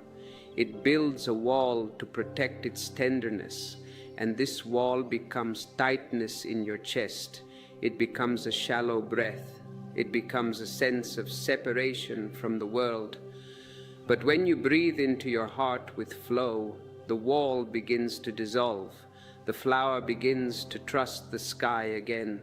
The grief that was trapped begins to move, turning into tears, turning into compassion, turning into a deeper capacity to feel. The throat holds your truth and your silence. It is the bridge between your inner world and the outer world. When you do not speak your truth, the throat tightens. When you swallow your words, the energy gets stuck. It becomes a lump in your throat. It becomes a difficulty in expressing who you are. But when you breathe into your throat with flow, the passage opens. The silence finds a voice. The truth finds a way to be heard. And you begin to speak not from your mind, but from your being. As the breath moves through these centers, it connects them. It weaves them back together into a single unified flow.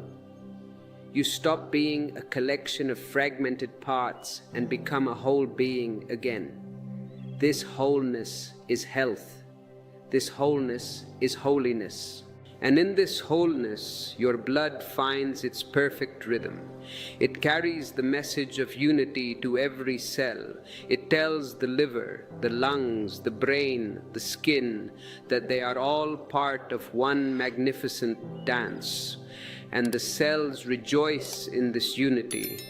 They work better when they feel connected. They heal faster when they feel part of the whole. Now, I want to take you into a deeper understanding of this flow. It is not just about moving energy. It is about trusting the intelligence that moves it. You do not beat your own heart. You do not digest your own food. You do not grow your own hair. There is an intelligence within you that does all of this. This intelligence is the same force that spins the planets and grows the trees. It is the Tao. It is the divine. It is nature.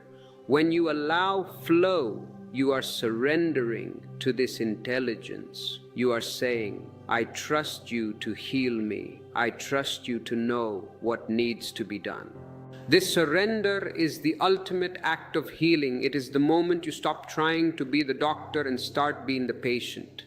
The patient is one who allows. The patient is one who receives. The patient is one who waits with trust. And as you wait, as you breathe, as you allow, you will feel a change in your temperature. You might feel a gentle heat rising in your body. This heat is not a fever. It is the fire of transformation. It is the energy of life burning away the old debris. It is the alchemy of the blood. Let it burn. Let it warm you. Let it purify you. This heat is a sign that your cells are waking up. They are increasing their vibration. They are shaking off the lethargy of the past. They are remembering their original blueprint of health. And as the heat rises, you might feel a desire to move, a desire to stretch, a desire to change your posture. Follow this desire. It is the body trying to realign itself. It is the bones seeking their natural alignment. It is the muscles seeking their natural length. Do not sit rigid if your body wants to sway. Do not hold still if your body wants to rock. Let the movement happen. This spontaneous movement is one of the most powerful healing mechanisms you possess. It is the body untying its own knots. If you are feeling the wisdom of your body awakening, consider supporting this channel with a super thanks. It helps us continue to share these ancient truths with the modern world. And now, as the flow settles, as the movement becomes a gentle rhythm, you arrive at a place of deep inner stillness. This is not the stillness of stagnation. This is the stillness of balance. This is the stillness of a river that runs deep. In this stillness, your mind becomes quiet. Your emotions become calm. Your body becomes light. And in this space, you are ready for the next step. You are ready to speak to yourselves with a precision you have never known before. You have prepared the ground. You have softened the soil. You have watered the roots. Now you are ready to plant the seed of intention, the seed of command, the seed of conscious creation. In the next part of our journey, I will show you how to use your inner voice to direct the healing power of your blood to specific areas of your body. I will show you how to talk to your immune system. I will show you how to talk to your organs. I will show you how to use visualization not as a mental exercise but as a biological trigger. But for now, stay with the flow, stay with the breath, stay with the sensation of being a river. Let yourself be washed clean by your own presence. Let yourself be renewed by your own attention. There is a beautiful ancient saying, the water that flows never goes stale. Be that water. Keep moving, keep breathing, keep feeling, and trust that the river knows its way to the ocean. Your blood is that river, and the ocean is your own soul.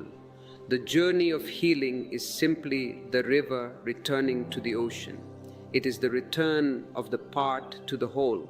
It is the return of the forgotten to the remembered. And as you rest in this flow, realize that you are not doing this alone. Millions of years of evolution are backing you. The wisdom of your ancestors is in your DNA. The power of life itself is in your breath. You are supported by the entire universe in your desire to be whole. So, let go of the struggle, let go of the effort, let go of the need to figure it out. Just breathe, just flow, just be, and let the healing happen. As we prepare to move into the specific practices of speaking to your cells, take a moment to acknowledge how far you have come. You started with awareness. You moved into presence. You softened the pain. You allowed the flow.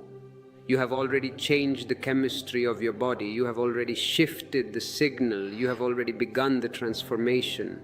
Now we will simply deepen it. We will make it specific. We will make it potent. I want you to feel the vibration of your own voice inside your chest. Hum quietly if you wish. Let the sound resonate in your bones. This vibration is the carrier wave for your intention.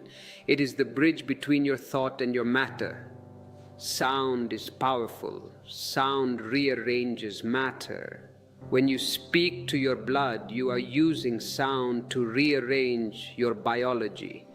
You are not just thinking, you are vibrating, and your cells are listening to that vibration. In the next section, we will explore the inner practice I promised you, a practice that uses the power of your voice, the power of your visualization, and the power of your feeling to rewrite the script of your health. But before we go there, sit for a moment in gratitude. Gratitude for your body, gratitude for its resilience, gratitude for its patience. It has waited for you all these years. It has carried you through every storm. It has never given up on you. Offer it a moment of thanks. Say to it inwardly, thank you for being my home. Thank you for serving me. Thank you for listening. This gratitude is the fertilizer for the seeds we are about to plant. It opens the heart. It softens the resistance. It aligns you with the frequency of abundance. And healing is simply an abundance of life energy. So breathe in gratitude, breathe out tension, breathe in love, breathe out fear, and know that you are exactly where you need to be. You are doing exactly what needs to be done. You are healing. Now let us prepare to enter the inner laboratory of your being, the place where thoughts become things, the place where words become flesh, the place where you become the master of your own destiny. If you are ready to take this step, if you are ready to become the conscious creator of your own health, make sure you are subscribed to this channel. We are building a library of transformation, and I do not want you to miss a single page. The body is a mystery, but it is not a closed door. It is a door that opens from the inside, and you hold the key. The key is your awareness. The key is your love. The key is your voice. Turn the key, open the door, and step into the miracle of your own existence. The flow you feel now is the flow of life returning to its source. It is the healing of the separation between you and your body.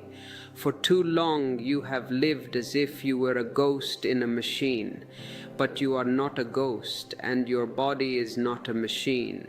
You are a consciousness inhabiting a living temple, and the temple is made of the same stuff as the stars. Treat it with reverence, treat it with awe, treat it with the deepest respect, and watch how it responds, watch how it blooms, watch how it shines. This is the promise of talking to your blood. It is the promise of a life lived in harmony. As we transition now, carry this sense of flow with you. Do not let it drop. Keep the river moving. Even as you listen to my words, let your breath be the undertone, the constant rhythm that supports the melody of your healing. We are about to engage in a direct dialogue with the intelligence of your cells. This requires a quiet mind and an open heart. It requires you to believe, even for a moment, that your body is listening, because it is. It has been listening since the day you were born. It is listening right now. So let us speak to it with the language it loves best, the language of light, the language of warmth, the language of flow. Let us move into the practice that will change the way you relate to your body forever. Let us enter the sanctuary of the cell.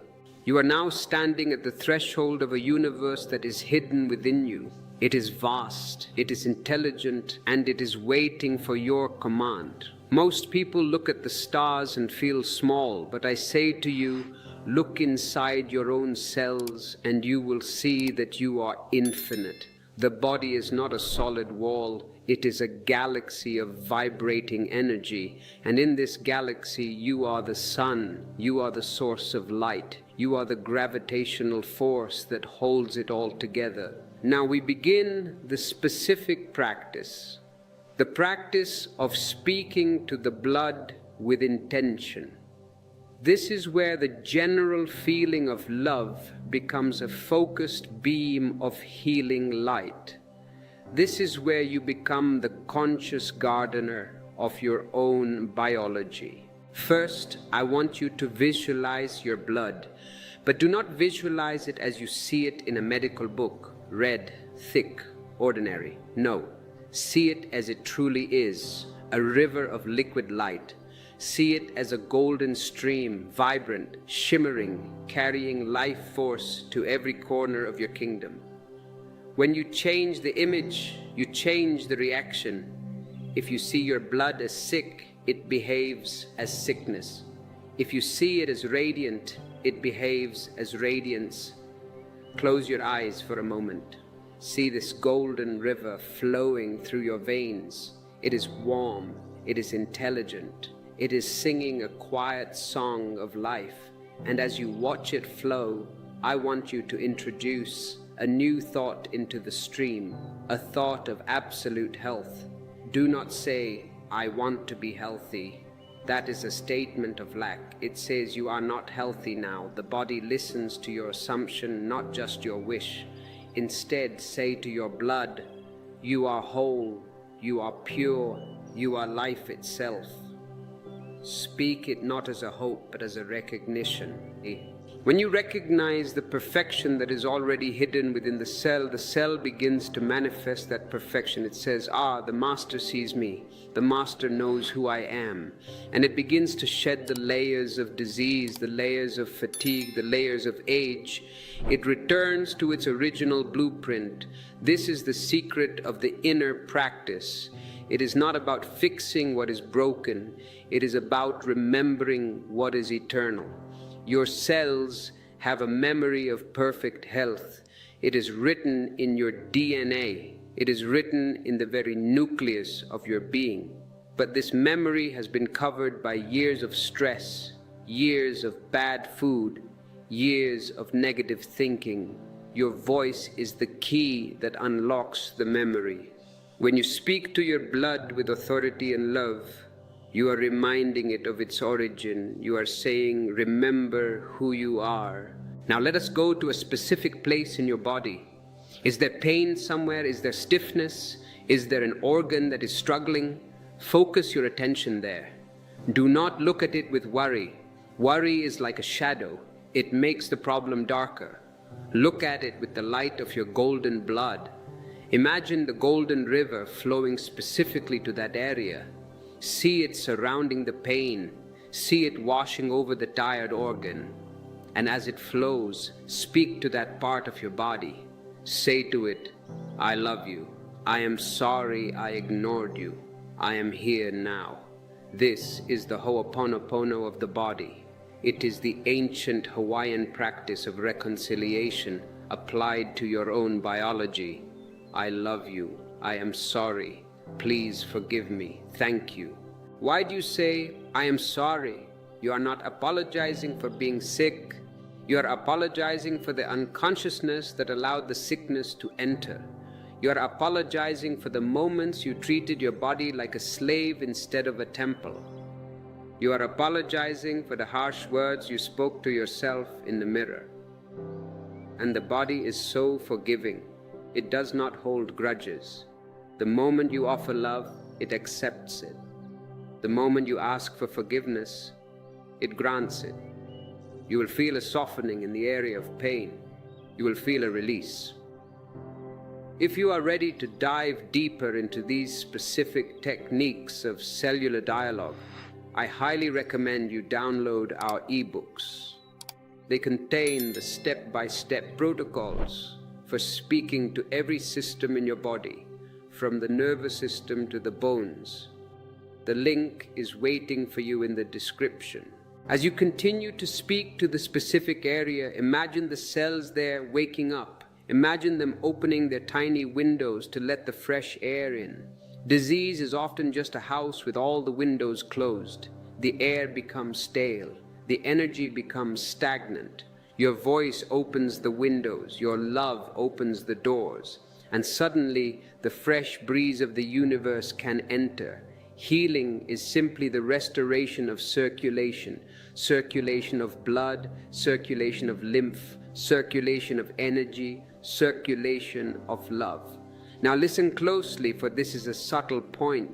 Do not speak to your body with desperation. Do not beg it to heal. Begging comes from fear. Begging says, I am powerless.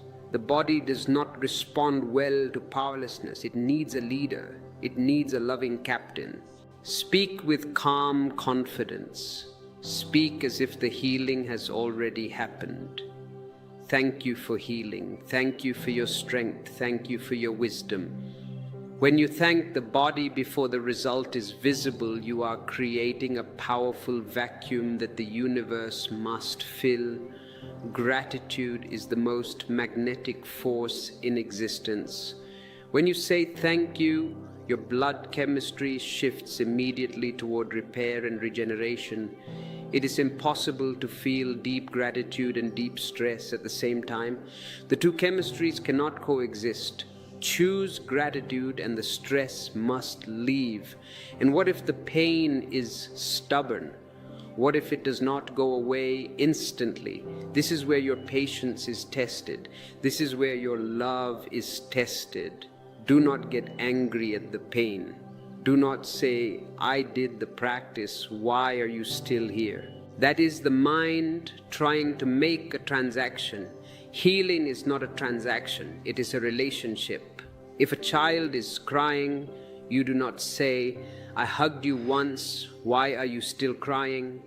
You hold the child as long as it takes. You rock the child, you sing to the child, you offer your presence until the tears stop naturally. Your pain is that child. It may need more than one moment of attention. It may need days, weeks of your loving voice. But I promise you this: nothing can remain closed forever in the face of persistent love. The stone must eventually become sand. The ice must eventually become water. The pain must eventually become peace. Stay with it. Do not abandon yourself. The tendency to abandon the body when it is in pain is strong. We want to distract ourselves. We watch television, we take pills, we scroll on our phones, anything to avoid feeling the sensation. But abandonment is the wound. When you leave your body because it hurts, you are confirming to the body that it is unlovable. You are saying, I only love you when you are pleasant. When you are painful, I leave. This hurts the heart of your cells. Come back, sit with the discomfort, breathe into it, talk to it. I am not leaving you. Even if you hurt, I am here. We are in this together. This loyalty is the medicine.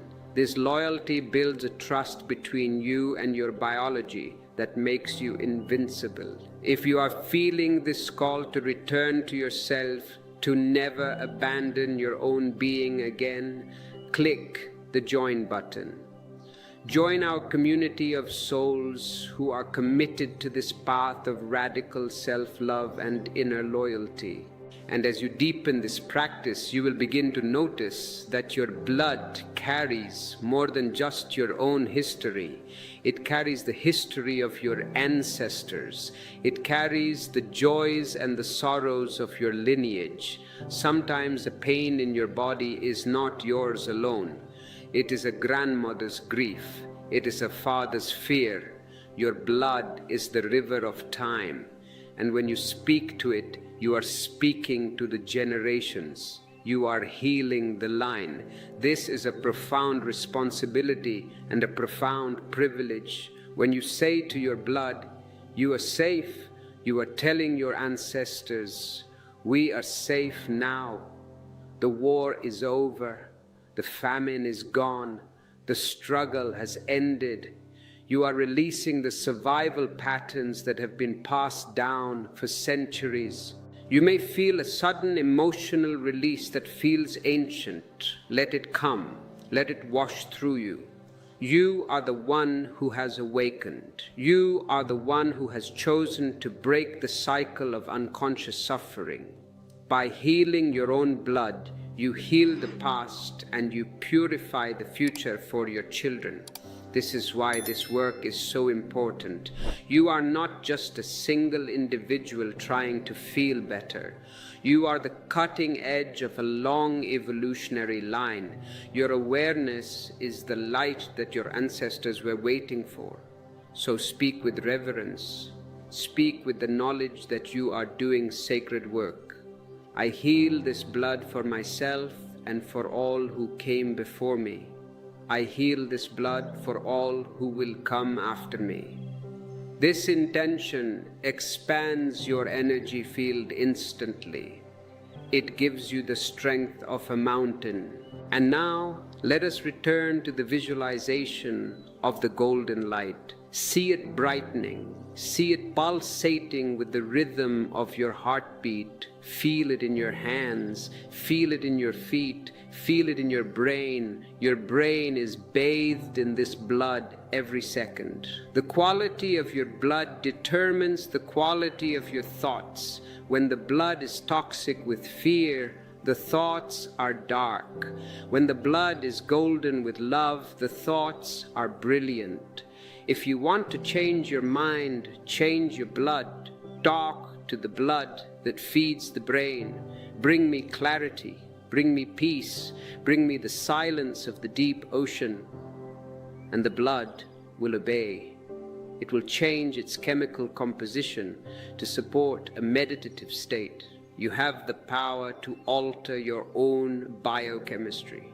Science is just beginning to understand this, but the mystics have known it for thousands of years.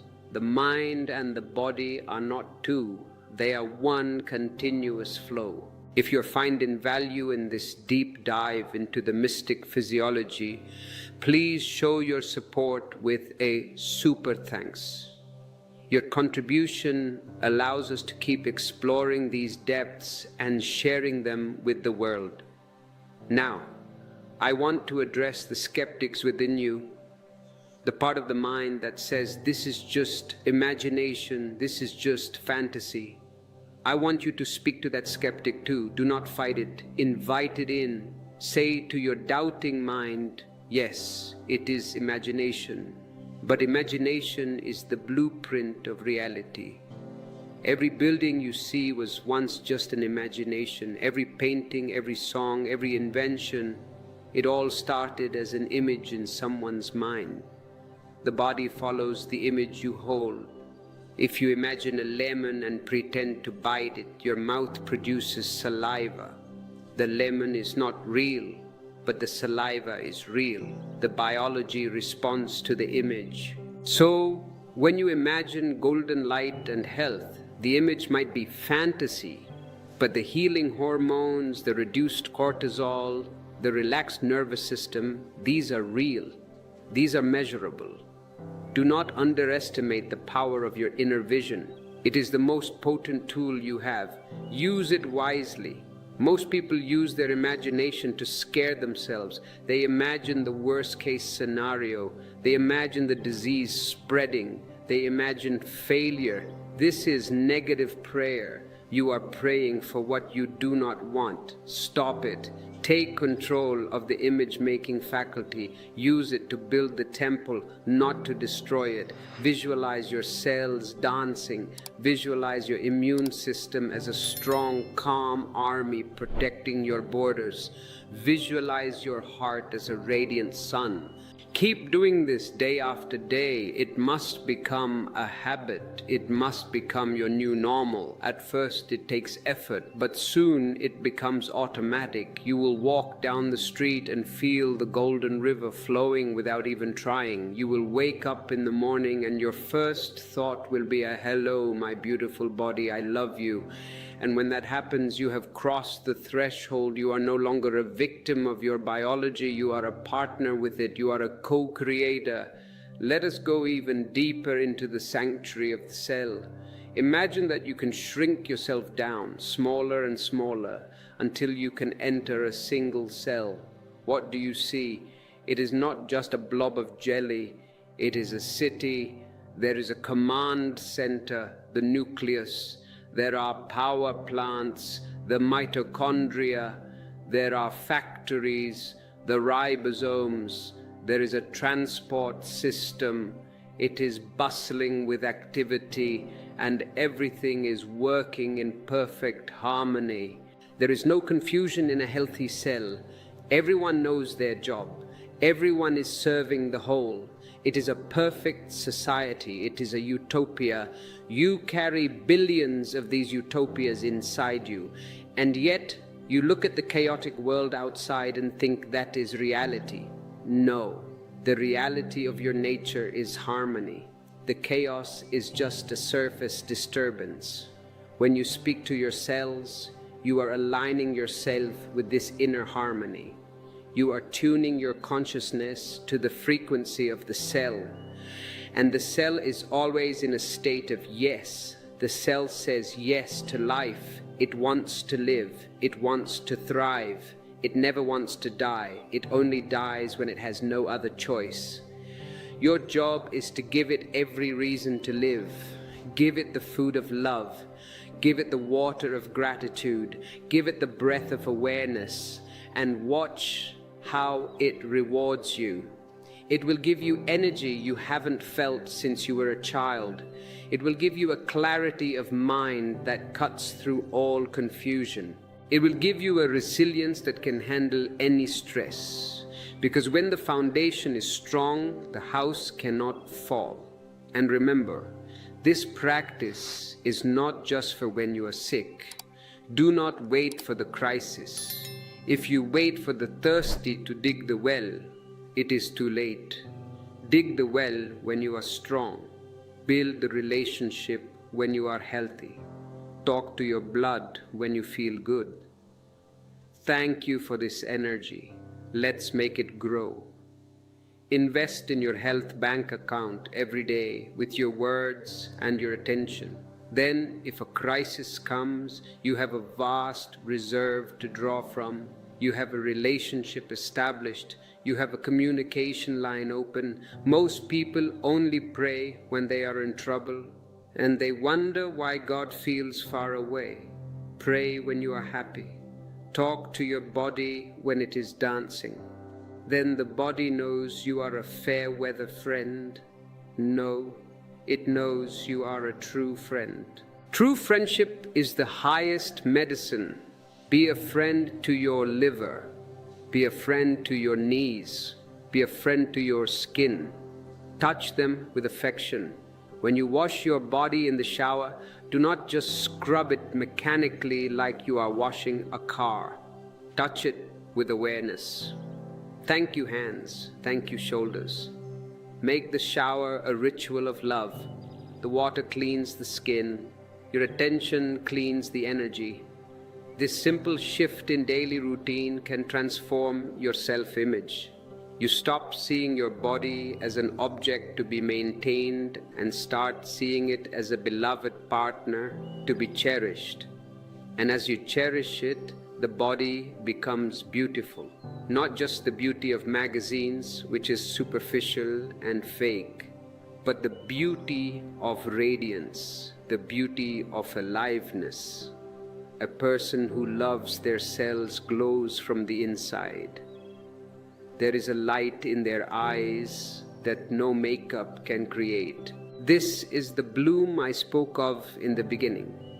Talk to your blood right and your cells start to bloom again. This blooming is visible. People will ask you, "What are you doing? You look different." And you can smile and say, "I am just having a conversation with myself." They may not understand, but you will know. You have found the secret key. If you wish to share this secret with others, share this video.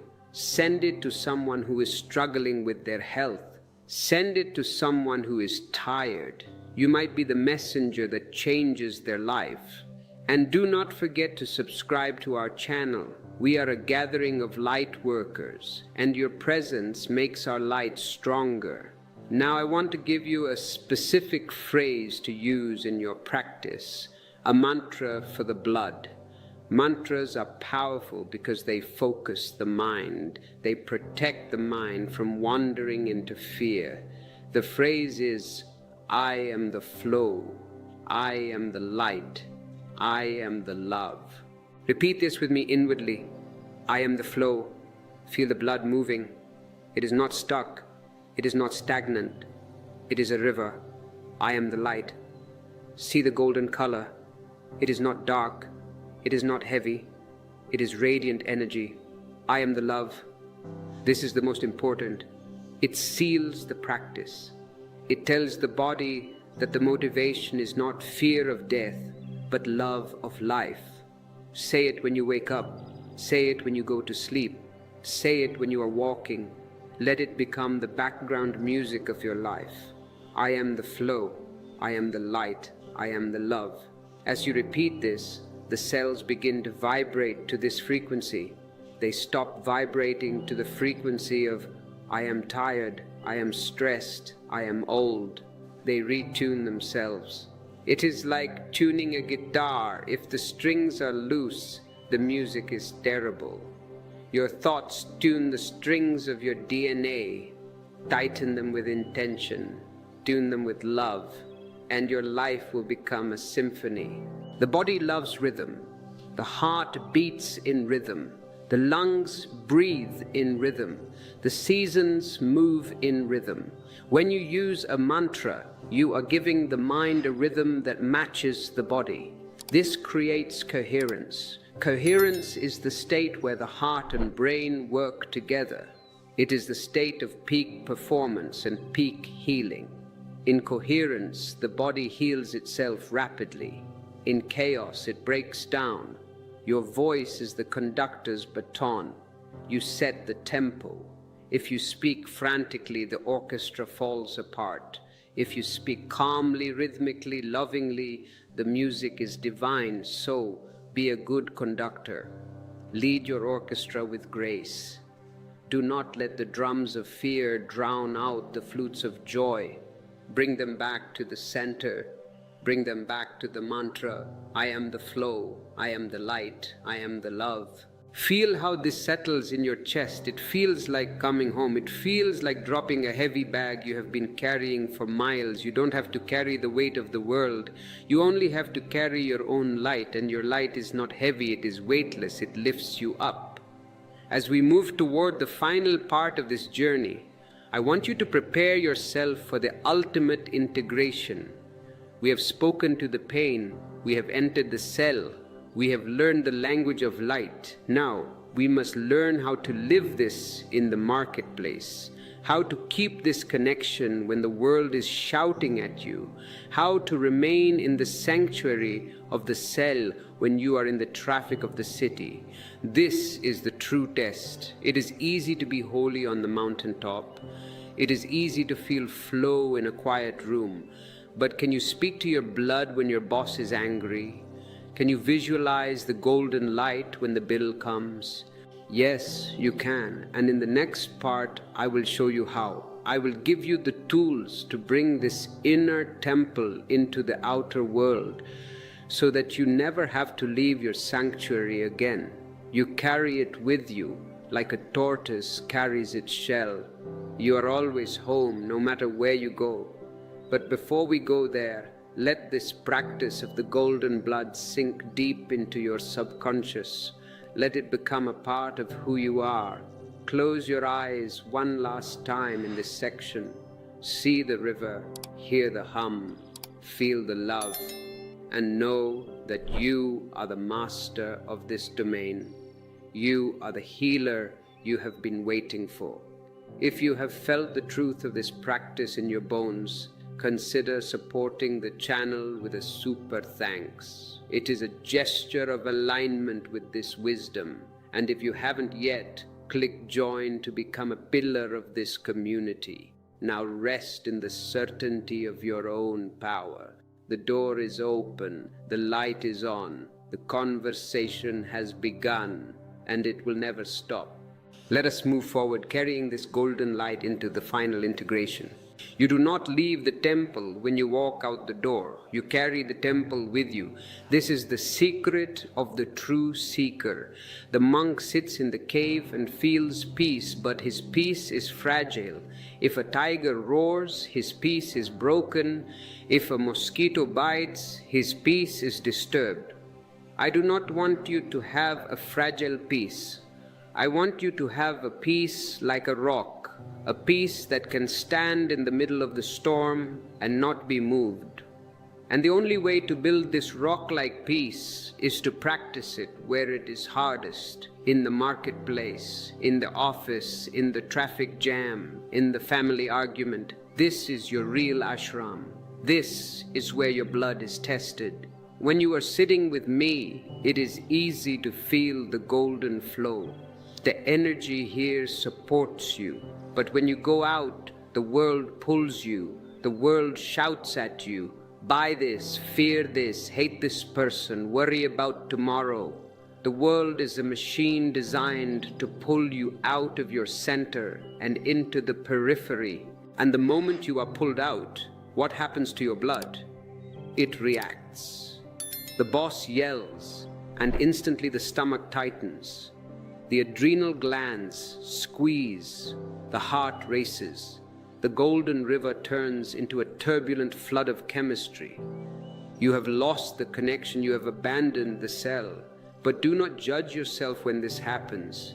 It is natural. You have been conditioned for millions of years to react to danger. The difference now is that you have awareness. You can catch yourself. This is the practice of the 1 second return. It does not take an hour of meditation. It takes 1 second. The moment you feel the contraction, the moment someone cuts you off in traffic and the anger rises, freeze, stop, do not act, do not speak, just look inward, see the blood beginning to boil, see the red flash of anger, and in that split second, speak to it, whisper the command, softly, softly. You are speaking to the animal inside you. The animal thinks it is under attack. You are the consciousness that knows you are safe. When you say softly, the blood listens. The spike of cortisol stops. The heart rate levels out. You have broken the chain of unconscious reaction. This is mastery. Mastery is not about never getting angry. It is about not becoming the anger. It is about catching the spark before it burns down the forest. And every time you catch it, every time you turn a reaction into a response, you are saving your body from damage. Stress is not just an emotion, it is acid. It eats the lining of your arteries, it ages your skin, it kills your brain cells. When you practice the 1 second return, you are literally saving your own life. You are acting as the guardian of your biological treasure. But to do this, you must be alert. You cannot walk through life sleepwalking. You must be like a samurai, ready at any moment. Not ready to fight, but ready to remain centered. The world will throw arrows at you. Your practice is to turn those arrows into flowers before they touch your skin. And how do you do that? By keeping your frequency higher than the arrow. The arrow is low frequency, fear, anger, greed. If you stay in the high frequency of the mantra, I am the flow, I am the light, I am the love, the arrow passes right through you. It finds no place to land. If you are ready to learn how to maintain this high frequency, even in the most difficult situations, I invite you to click the join button. Our community is a fortress of high vibration where we remind each other of who we really are. Now, let us look at another aspect of living this truth in the world, the diet of impressions. You are very careful about what you put in your mouth. You avoid poison. You check the labels, but you are not careful about what you put in your mind. And the mind feeds the blood just as much as the stomach does. When you watch violent news for an hour, what do you think happens to your chemistry? You are drinking fear. You are eating violence. Your eyes are taking in images of death, and your brain is translating those images into chemical signals that flood your bloodstream. You sit on your comfortable sofa, safe in your house, but your blood is running as if you are in a war zone. This is the madness of modern life. We are poisoning ourselves through our eyes and ears. I am not saying you should be ignorant of the world, but you must be selective. You must be a gatekeeper. Do not let every piece of garbage enter your living room. Do not let every tragedy on the planet dump its toxicity into your heart.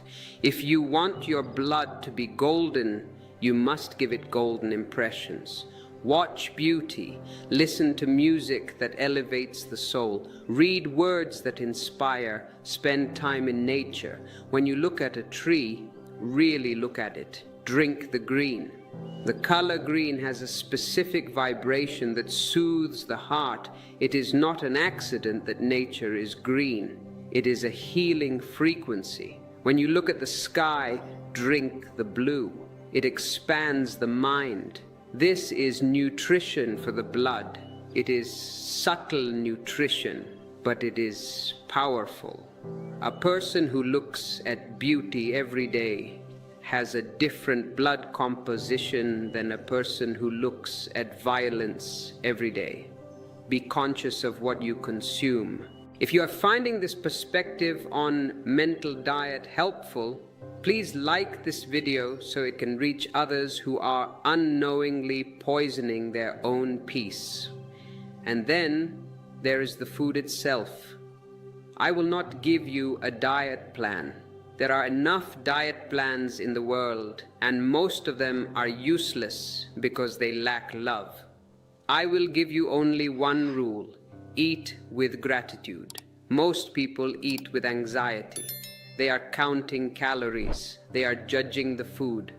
This is bad for me. This will make me fat. When you eat with guilt, you turn the food into poison. The body reacts to your thought, not just the chemical. Or they eat with distraction. They are texting, they are driving, they are arguing. The stomach does not know the food has arrived. The digestion is confused. When you sit to eat, make it a sacred ritual. Talk to your blood before you take the first bite. Say, "Here comes nourishment. Receive it with joy. Turn this food into light." When you bless your food, you change its energy structure. And when you bless your stomach, you prepare it to receive. Digestion is a miracle. You take a dead plant, an apple, a piece of bread, and within hours it becomes you. It becomes your blood, your bone, your thought. How does an apple become a thought? It is a mystery. Respect this mystery. Chew your food until it is liquid. Enjoy the taste. The pleasure of eating triggers the release of healing enzymes. If you do not enjoy, you do not digest well. Pleasure is a nutrient. Joy is a vitamin. Do not starve yourself of joy in the name of health. That is a contradiction. A joyful eater is healthier than a miserable dieter.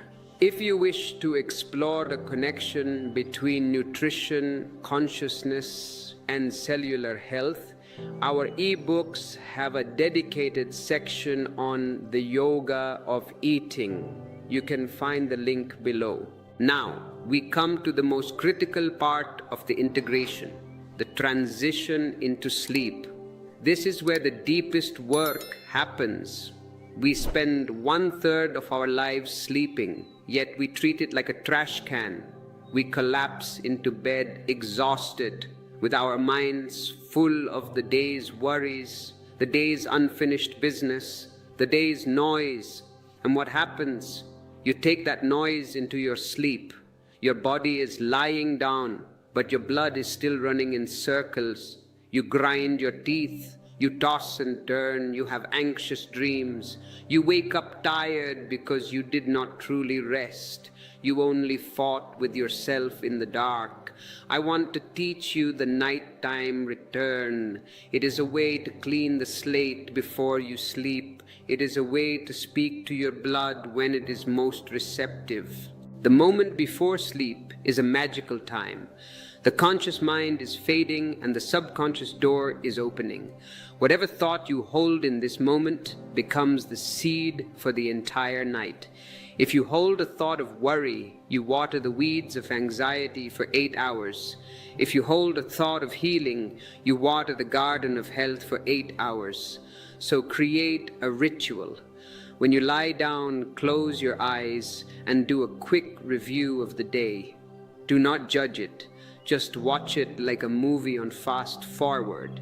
This happened, then I got angry, then I laughed. See it, acknowledge it, and then, this is the key, let it go. Visualize the day as a coat you are wearing. It is heavy with dust. Take it off, drop it on the floor. Say to your blood, the day is over, the work is done. Now is the time for renewal. Scan your body from feet to head. Talk to the blood in your legs. Relax. Let go. Talk to the blood in your stomach. Softly. Peace. Talk to the blood in your heart. You are safe. Rest now. Feel the golden river slowing down. It is no longer a rushing rapid. It is a wide, slow, deep delta moving toward the ocean of sleep. And as you drift off, plant the final instruction. Repeat your mantra. I am the flow. I am the light. I am the love. Let these be the last words on your lips, the last thought in your mind. When you do this, you turn your sleep into a therapy session. You turn your bed into a healing pod. Your blood goes to work while you are unconscious. It cleans the toxins, it repairs the tissues, it organizes the memories. You will wake up differently. You will wake up with a song in your heart instead of an alarm clock in your head. You will wake up feeling that something good has happened during the night, because it has. You have been with the divine. This nightly practice is non-negotiable for the seeker of health. It is the bridge between the day of doing and the night of being. Cross it consciously. If you are ready to commit to this nightly ritual, show your commitment with a super thanks. It is a way to seal your intention and support the channel that guides you. Now, let us expand the vision. We have spoken about you, your blood, your body, but you do not exist in a vacuum. You are an energetic being living in an ocean of energy. When your blood changes, your vibration changes. And when your vibration changes, you affect everyone around you. This is the ripple effect. You do not have to preach to people. You do not have to try to change them. You only have to change your blood. A person who is vibrating at the frequency of love and health becomes a magnet. People will want to be near you. They will feel better just by sitting next to you. You have noticed this. There are some people who drain you. You talk to them for 5 minutes and you feel tired. Why? Because their blood is screaming with need, with fear, with toxicity. They are sucking energy. And there are others, very few, but they exist, who feed you just by being there. Their presence is nutritious. You feel calm around them. You feel safe. This is what I want you to become, a nutritious human being.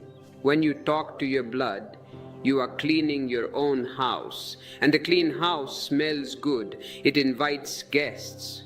Your children will feel it. Your partner will feel it. Your animals will feel it. Even your plants will grow better. This is not magic, it is physics. We are all connected by invisible fields. When you heal yourself, you heal a small part of the collective network. You make it easier for others to heal. You become a lighthouse in the storm. So do not think this practice is selfish. It is the most selfless thing you can do. To take responsibility for your own energy is the greatest service to humanity. A sick, angry, fearful person is a burden on the world. A healthy, loving, flowing person is a gift to the world. Be the gift. Imagine a world where everyone spoke to their blood with love.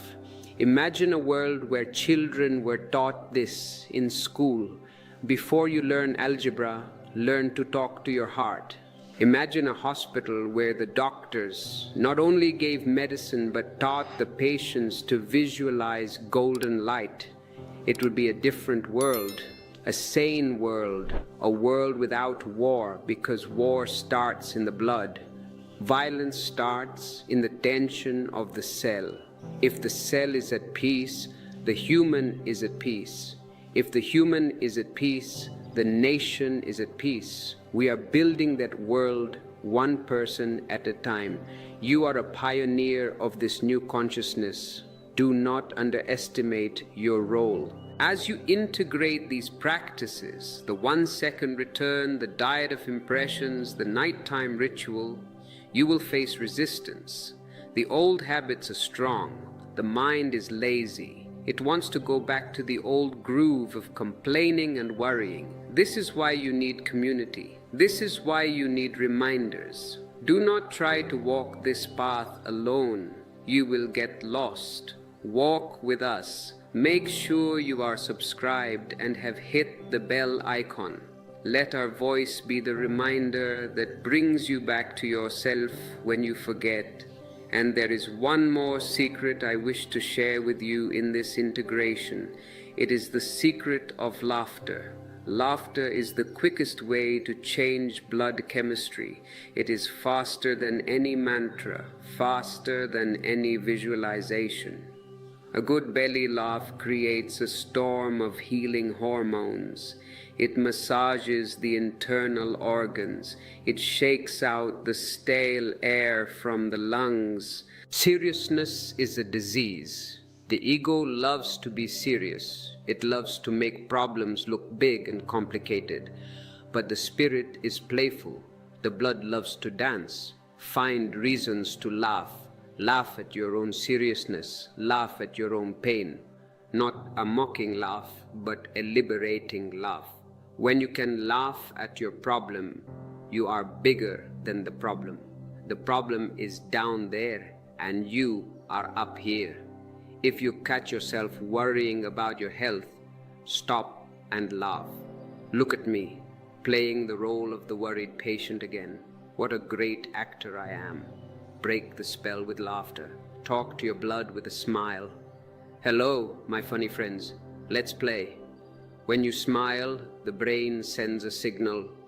All is well. The body cannot distinguish between a real smile and a fake smile.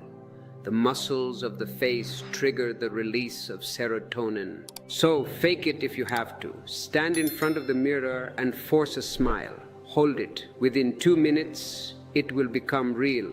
The chemistry will follow the action. This is biohacking from a spiritual dimension. You have so many tools now. You have the breath, you have the voice, you have the imagination, you have the laughter. You are not empty-handed. You are fully equipped to transform your life. But tools are useless if they sit in the toolbox. You must pick them up. You must use them, not tomorrow, now, right now. As you listen, put a smile on your face, even a small one. Feel the change in your cheeks. Feel the change in your eyes. Feel the ripple moving down your neck, into your chest, into your blood. See? It is instant. You are the alchemist. You turn the lead of sadness into the gold of joy with a simple twist of the lips. Never forget your power. In the final part of our journey, I will guide you through a closing transmission, a blessing for your entire being. We will seal this work so that it cannot be undone. We will plant the flag of victory in the soil of your soul. But before we reach the end, I want to ask you a question. Are you enjoying this conversation? Is it touching something real in you? If it is, then this is not just a video for you. It is a calling. It is a sign that you are ready for a higher level of existence. Do not ignore the sign. Follow it. Support the channel with a super thanks if you feel gratitude for this guidance. Join the membership if you want to go deeper. Get the ebooks if you want the map in your hands. But most importantly, take the practice into your heart. Be the living proof that this works. Be the evidence. When people see you, let them see the golden blood shining through your skin. Let them see the peace that passes all understanding. We are nearing the completion of this transmission, but in reality there is no completion. There is only deepening. The river goes on and on. Let us prepare for the final seal. Let us gather all the energy we have generated, the awareness, the presence, the love, the flow, and bring it into a single point of focus. This is the crescendo. This is where the music reaches its peak. Stay with me. Do not click away. The most important moment is the moment of closure, where we lock the energy into your system. Are you ready? Let us move into the final blessing. The final blessing is not a few words spoken at the end of a journey. It is a state of being that you carry forever. It is the realization that you are the blessing. When your blood flows with love, you are a walking benediction to the earth. But to truly seal this, we must touch the deepest mystery of all, the space between the cells. You have spoken to the cells, to the matter, to the river. Now I want you to look at what holds the river. Look at the emptiness. Science tells us that an atom is 99.99% empty space. Your body looks solid, but it is mostly space. It is mostly silence. The silence is not empty in the sense of nothing. It is empty in the sense of no thing. It is the womb of creation. It is the shunyata, the void, the divine darkness from which the light is born, and your blood flows through this void. When you speak to your blood, you are vibrating this silence. And here is the secret that the mystics have whispered for ages. Healing does not come from the matter, it comes from the space. When you are sick, the space has become constricted. The fear has squeezed the void. To seal your healing, you must learn to rest in the emptiness of your own body. Close your eyes and imagine that you are expanding. The distance between one cell and another is becoming infinite. You are vast, you are spacious. In this vastness, pain cannot hold on. Pain needs a small, tight container. When the container becomes the sky, the pain dissolves like a cloud. So say to your blood, be spacious, be vast, be free. This is the antidote to the compression of modern life. We are compressed by time, compressed by traffic, compressed by expectations. Our blood becomes thick with this pressure. But when you remember the space, the pressure vanishes. You are not just a body, you are the space in which the body happens. You are the witness. And this witness is ageless. It was never born and it will never die. Now let us address the fear that sits deep in the blood of every human being, the fear of aging, the fear of death. This fear sends a subtle signal of decay to your cells every day. You look in the mirror, see a wrinkle, and a microdose of sadness enters your bloodstream. I am getting old, I am fading. This thought is a command. Your cells hear, I am fading, and they say, okay, let us fade. They slow down, they lose their luster. You are talking yourself into the grave. Stop this conversation immediately. It is not true. The life force in you does not age. Energy cannot be created or destroyed. The form changes, yes, but the essence is eternal. Talk to your blood about eternity. Say, you are the river of life eternal. You are fresh every moment. When you speak of freshness, the cells renew themselves with vigor. There is a difference between a body that is aging with fear and a body that is maturing with grace. The fearful body withers, the graceful body glows. It may have wrinkles, but the wrinkles are lines of laughter, lines of wisdom, lines of light. They are beautiful, so do not fight the years. Embrace the mystery of time. Tell your blood, we are not getting older, we are getting deeper.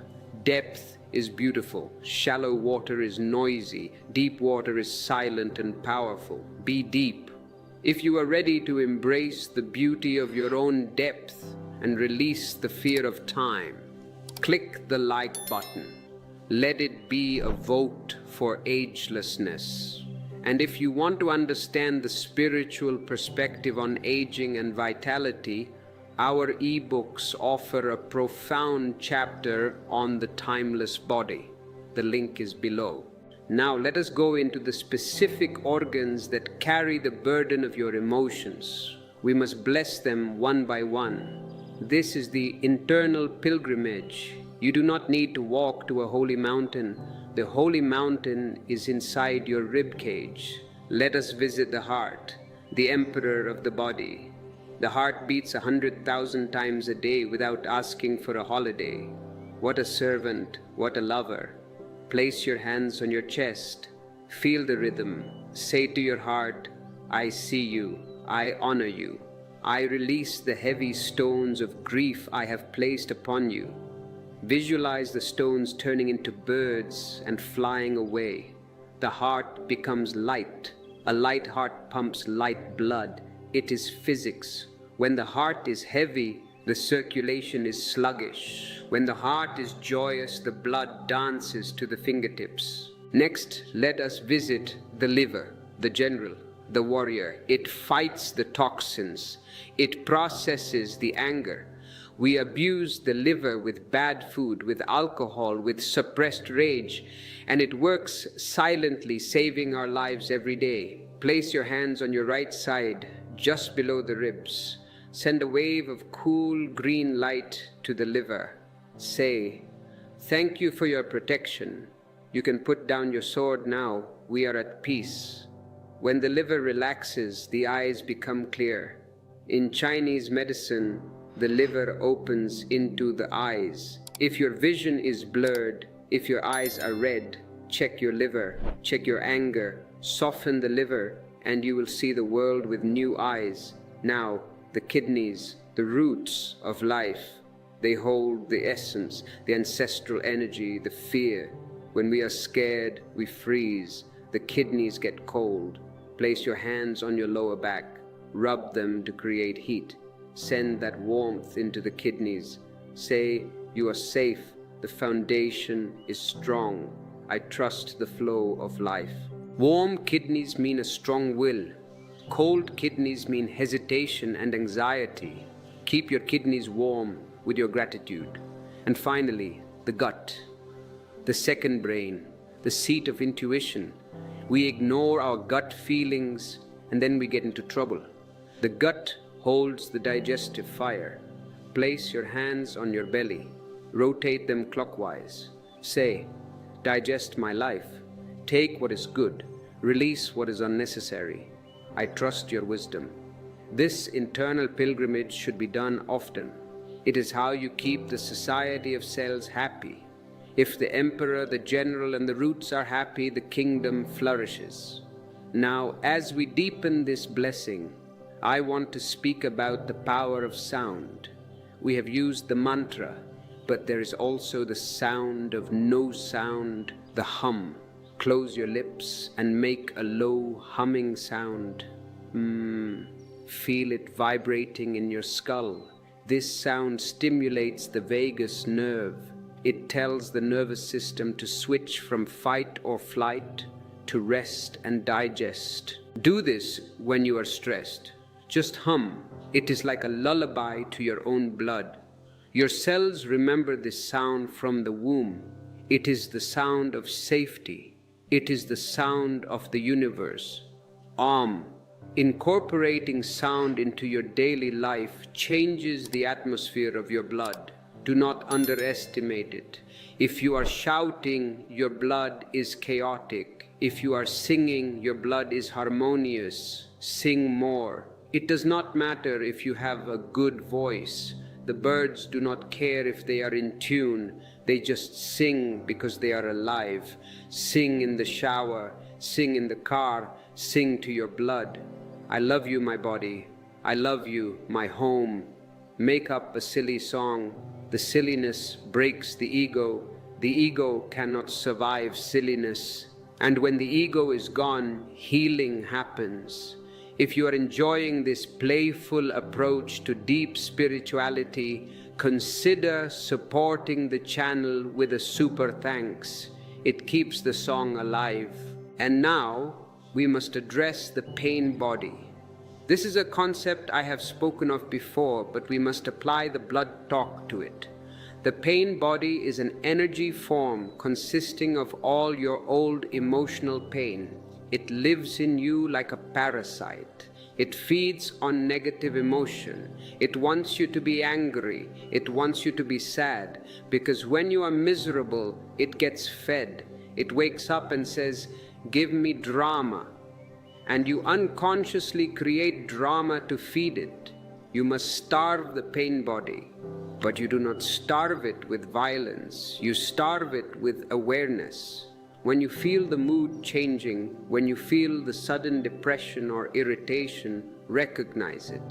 Aha, the pain body is hungry. Do not feed it reaction. Feed it presence. Speak to your blood. I see the shadow, but I am the sun. When you identify with the sun, the shadow loses its substance. You do not fight the darkness, you just turn on the light. The pain body cannot survive in the golden light of your conscious blood. It shrinks, it goes dormant. Eventually, if you starve it long enough, it dissolves. The energy that was trapped in it returns to you as pure vitality. You feel lighter, younger, freer. This is the ultimate detox, not a juice cleanse, but a pain cleanse. This work requires vigilance, but the reward is freedom. Freedom from your own past. Freedom to be who you are right now, not who you were 10 years ago. Your blood is manufactured anew every few months. You literally have a new body. Why do you keep the old diseases? Because you keep the old thoughts. You imprint the fresh blood with the stale memory.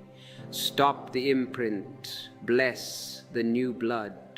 Welcome new cells. You are born in love. You are free from the past. This is how you break the cycle of chronic illness. You stop telling the new cells the old story. You tell them a new story, a story of vitality, a story of hope. If you are ready to write a new story for your life, click the join button. Let us write it together. Now let us integrate the element of breath into this final blessing. We have breathed into pain, but now I want you to breathe into potential. There is a breath called the golden breath. Imagine that the air around you is filled with gold dust. It is prana, it is chi, it is life force. When you inhale, visualize this gold dust entering your nose, going into your lungs, and entering the bloodstream. Every inhale makes your blood richer. You are mining the gold of the atmosphere. When you exhale, visualize gray smoke leaving your body. This is the waste, the toxicity, the old thoughts. Inhale gold, exhale gray. Inhale light, exhale shadow. Inhale life, exhale the past. Do this for 10 breaths. It is a complete transfusion. You are replacing the stagnant energy with fresh cosmic energy. You can do this anywhere, in a meeting, on a walk, in bed. No one needs to know. It is your secret alchemy. As you do this, you will feel a tingling in your extremities. This is the electricity of the prana moving through your nerves. Enjoy it. It is the sensation of being plugged back into the source. Most people are running on battery power and their battery is low. The golden breath plugs you into the mains. You have access to infinite energy. Why be tired? Fatigue is often just a disconnection from the source.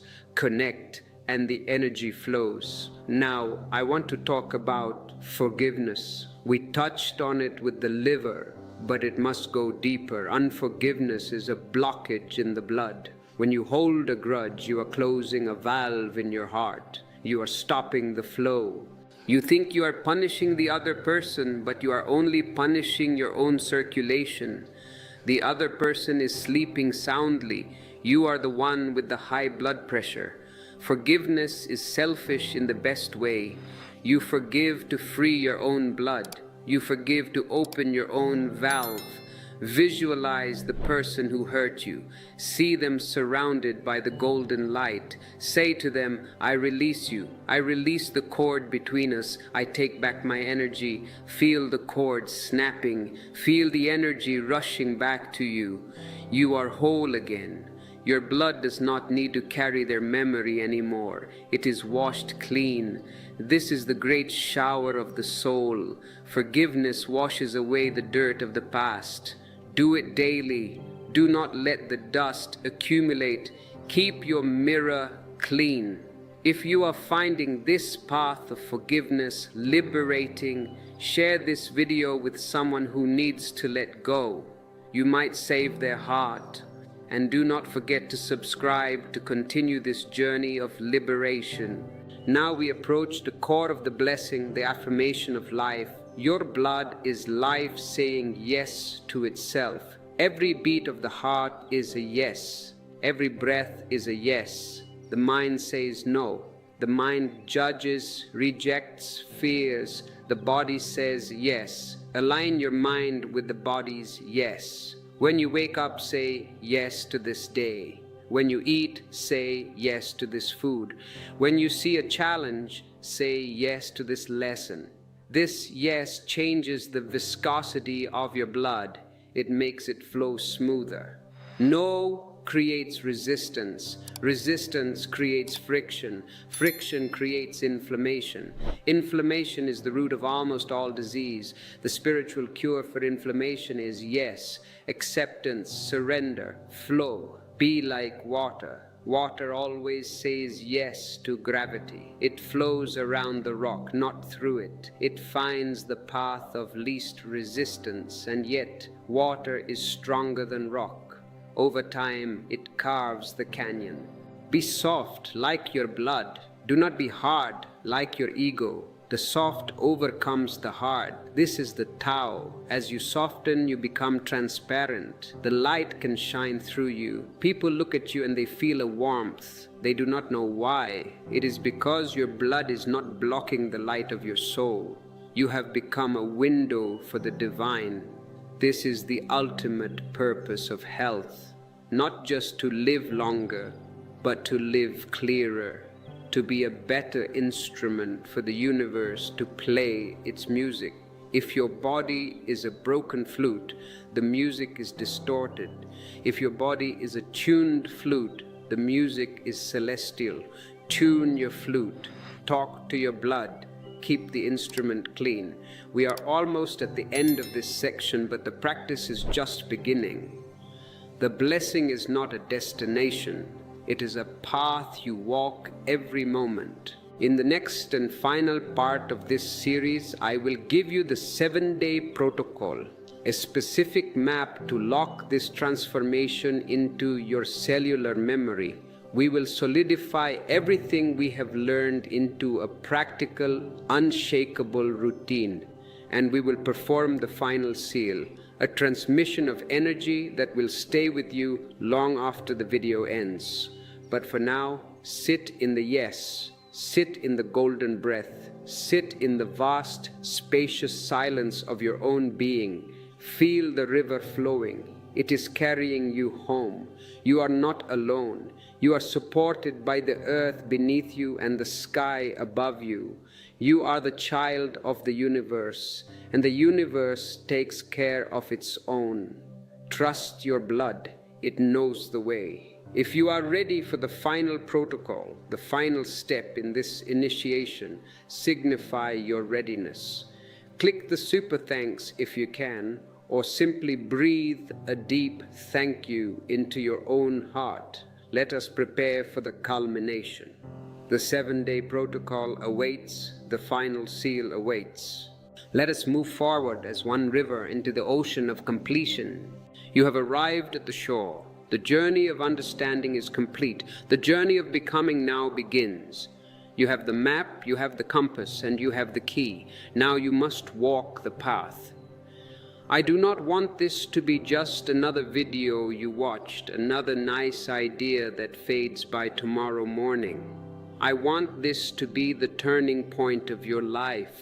I want this to be the moment you reclaimed your throne as the master of your own biology.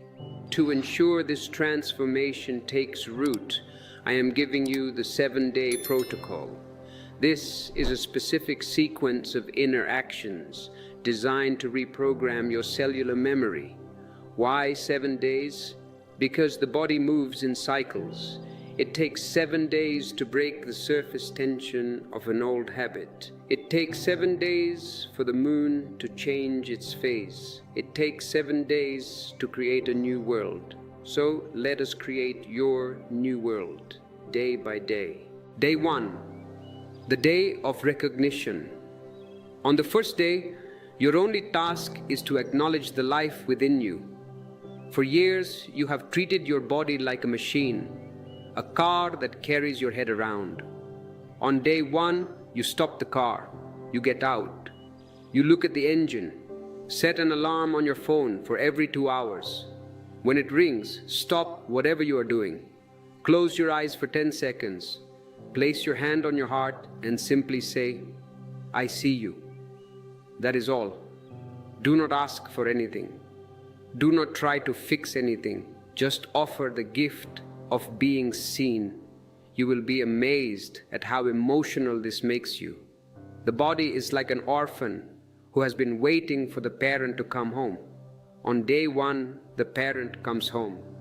The blood feels this recognition. It changes its flow from survival to safety. You are building the foundation of trust. Day 2, the day of apology. Now that the connection is made, we must clear the debris of the past. We must clean the wound. Day 2 is for Ho'oponopono. You will catch yourself criticizing your body. You will look in the mirror and judge your face, your weight, your shape. Every time a judgment arises, you must immediately overwrite it with an apology. Say to your blood, I am sorry I judged you. Please forgive me. I love you. Thank you. This is not about guilt. Guilt is heavy. Apology is light. Apology frees you. On day 2, you are emptying the trash can of the subconscious. You are telling your cells, the war is over. I am no longer your enemy. I am your friend. You will feel a physical lightness by the evening of the second day.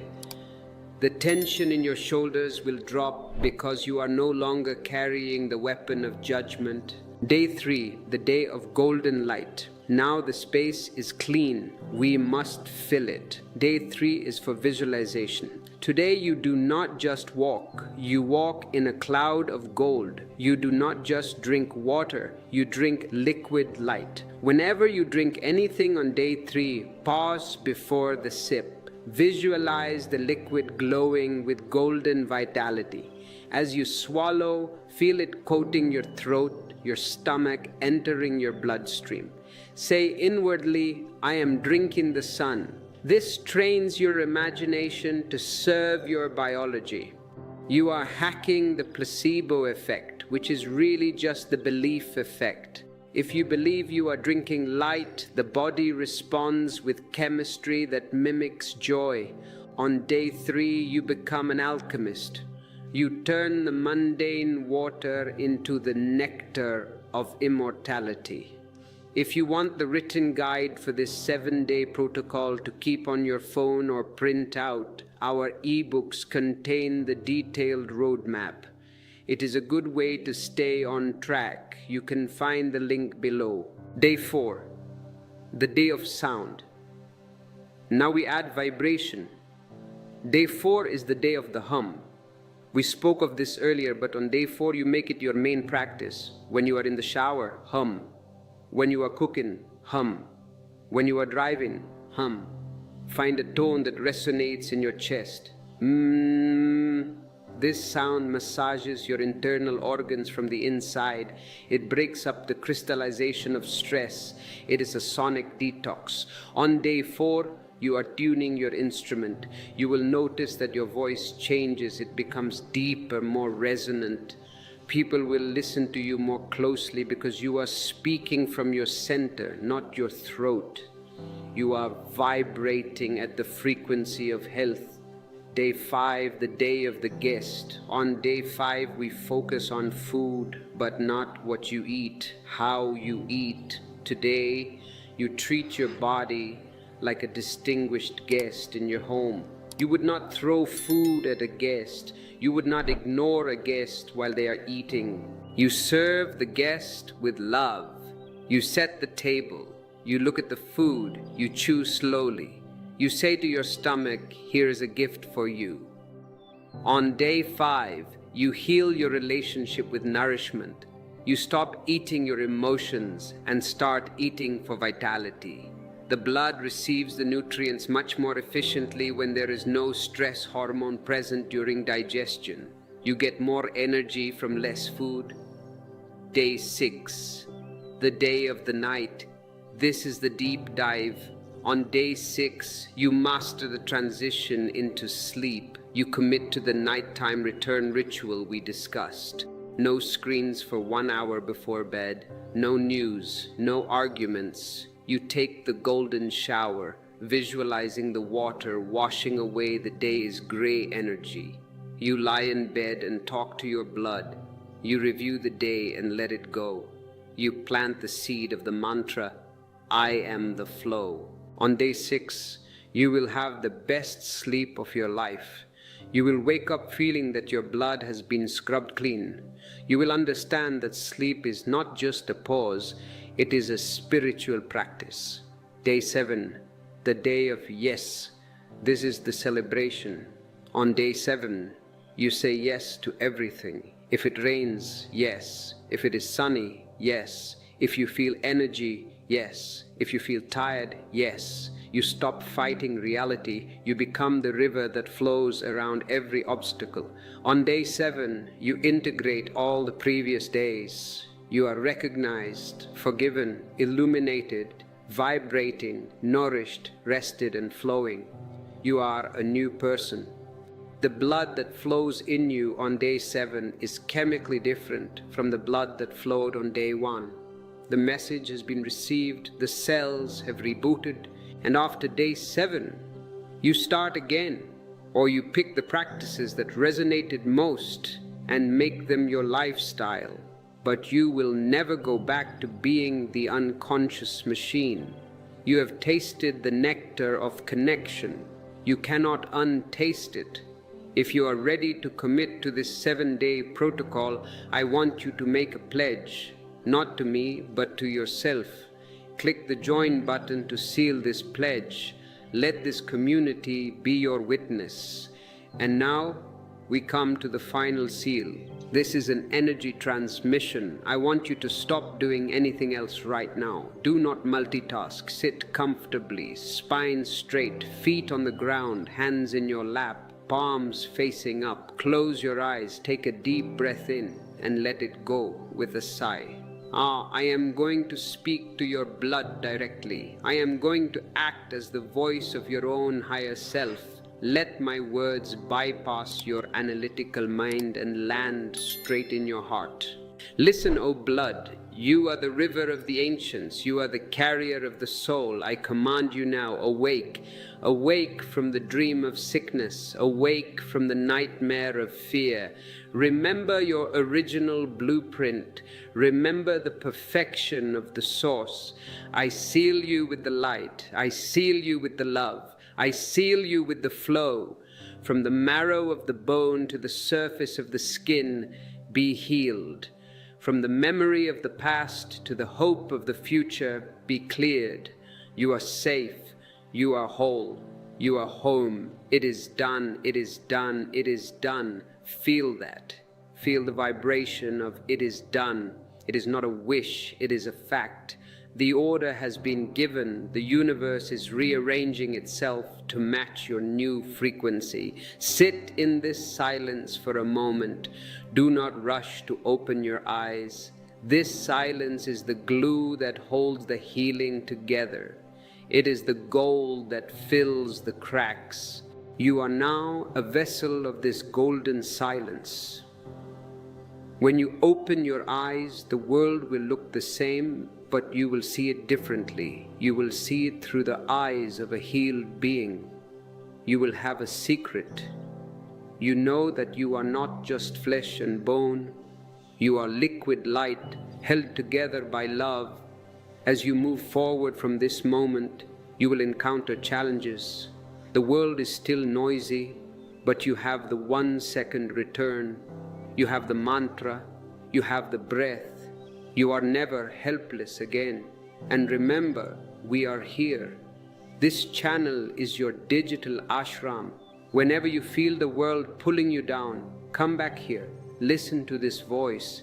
Recalibrate your frequency. We are a reservoir of peace in a desert of chaos. Drink from it whenever you are thirsty. Your support helps us keep this reservoir full. If this transmission has touched your soul, if you feel the shift, express your gratitude with a super thanks.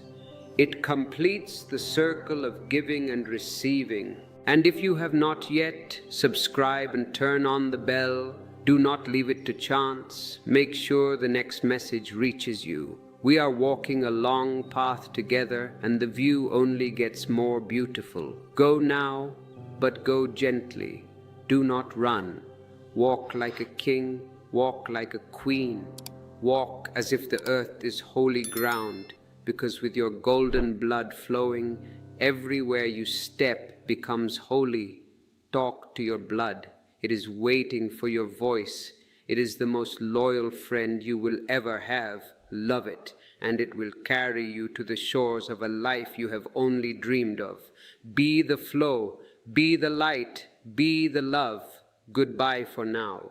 Most people speak to the world but never to themselves, never to their own blood, never to the place where life begins. You are constantly in conversation with the outside, with the noise of society, with the demands of the day, but you have forgotten the most essential conversation of all. Talk to your blood and your whole being shifts. Talk to it right with the correct understanding, and your cells start to bloom again. In this sharing, I will show you how your inner voice shapes your blood, how your thoughts move through your body, and how your cells react to the energy you give them. It is not a metaphor, it is a reality that you have missed because you are looking outward. I will show you why fear weakens your body, why love strengthens it, and how speaking to your blood with awareness brings healing, peace, and renewal. You will learn how to talk to your cells in a way that lifts your whole being. You will see how the body listens, how it responds, and how it transforms when your inner world becomes clear. Before we go deeper into this ocean of inner alchemy, I invite you to join us on this path. If you feel a pulling in your heart, if you feel that there is more to your existence than just the surface, subscribe to our channel now. By liking this video, you help this message of consciousness reach others who are also waiting to wake up. Most people feel tired, weak, stressed, or disconnected, and they think the problem is the body. They go to the doctor, they take the medicine, they change the diet, and still the heaviness remains. Why? Because the real problem is the message they send to the body. You are the master of a house who is constantly shouting at the servants, and then you wonder why the servants are trembling, why they are breaking things, why they are not working efficiently. Every fearful thought sends a signal. Every loving thought sends a signal. Your blood carries these signals to every cell, but no one teaches you this. Our education is for the outside. Mathematics, geography, history, all for the world out there. No one tells you that you can speak to your blood with awareness, with care, with presence. No one tells you that your body is listening. Because you do not know this, you keep repeating old patterns, old fears, old tension, and your cells repeat them too.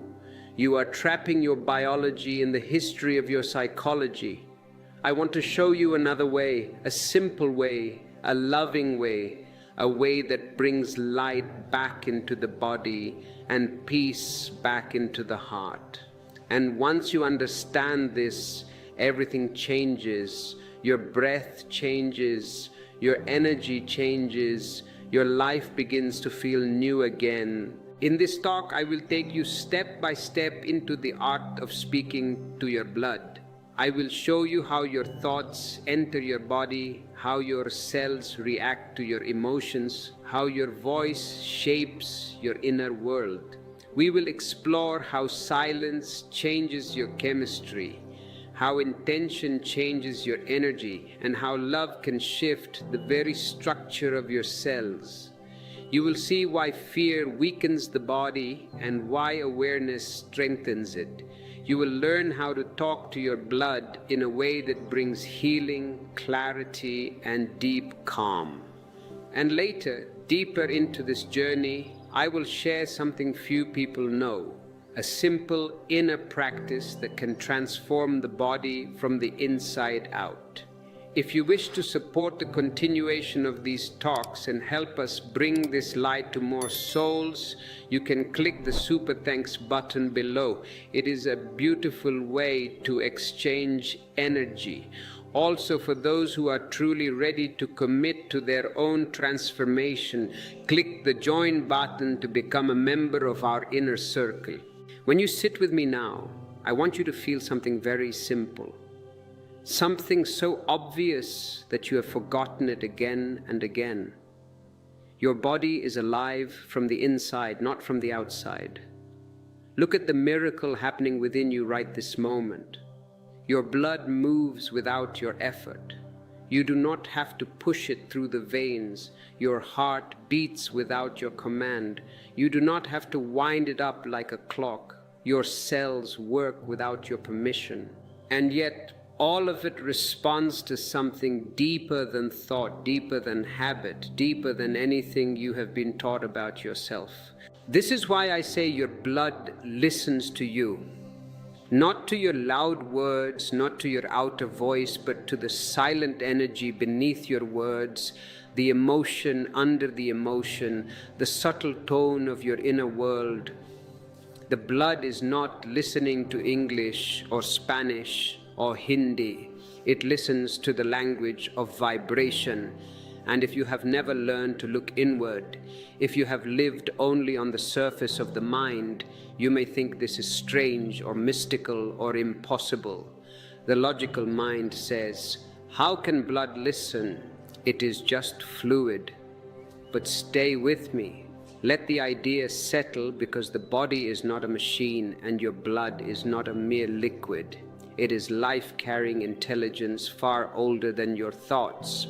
Your blood is the river of life that has been flowing for millions of years. It carries the wisdom of survival, of healing, of regeneration. When you understand that your inner state speaks constantly to every cell, you begin to understand why you feel tired when your mind is heavy.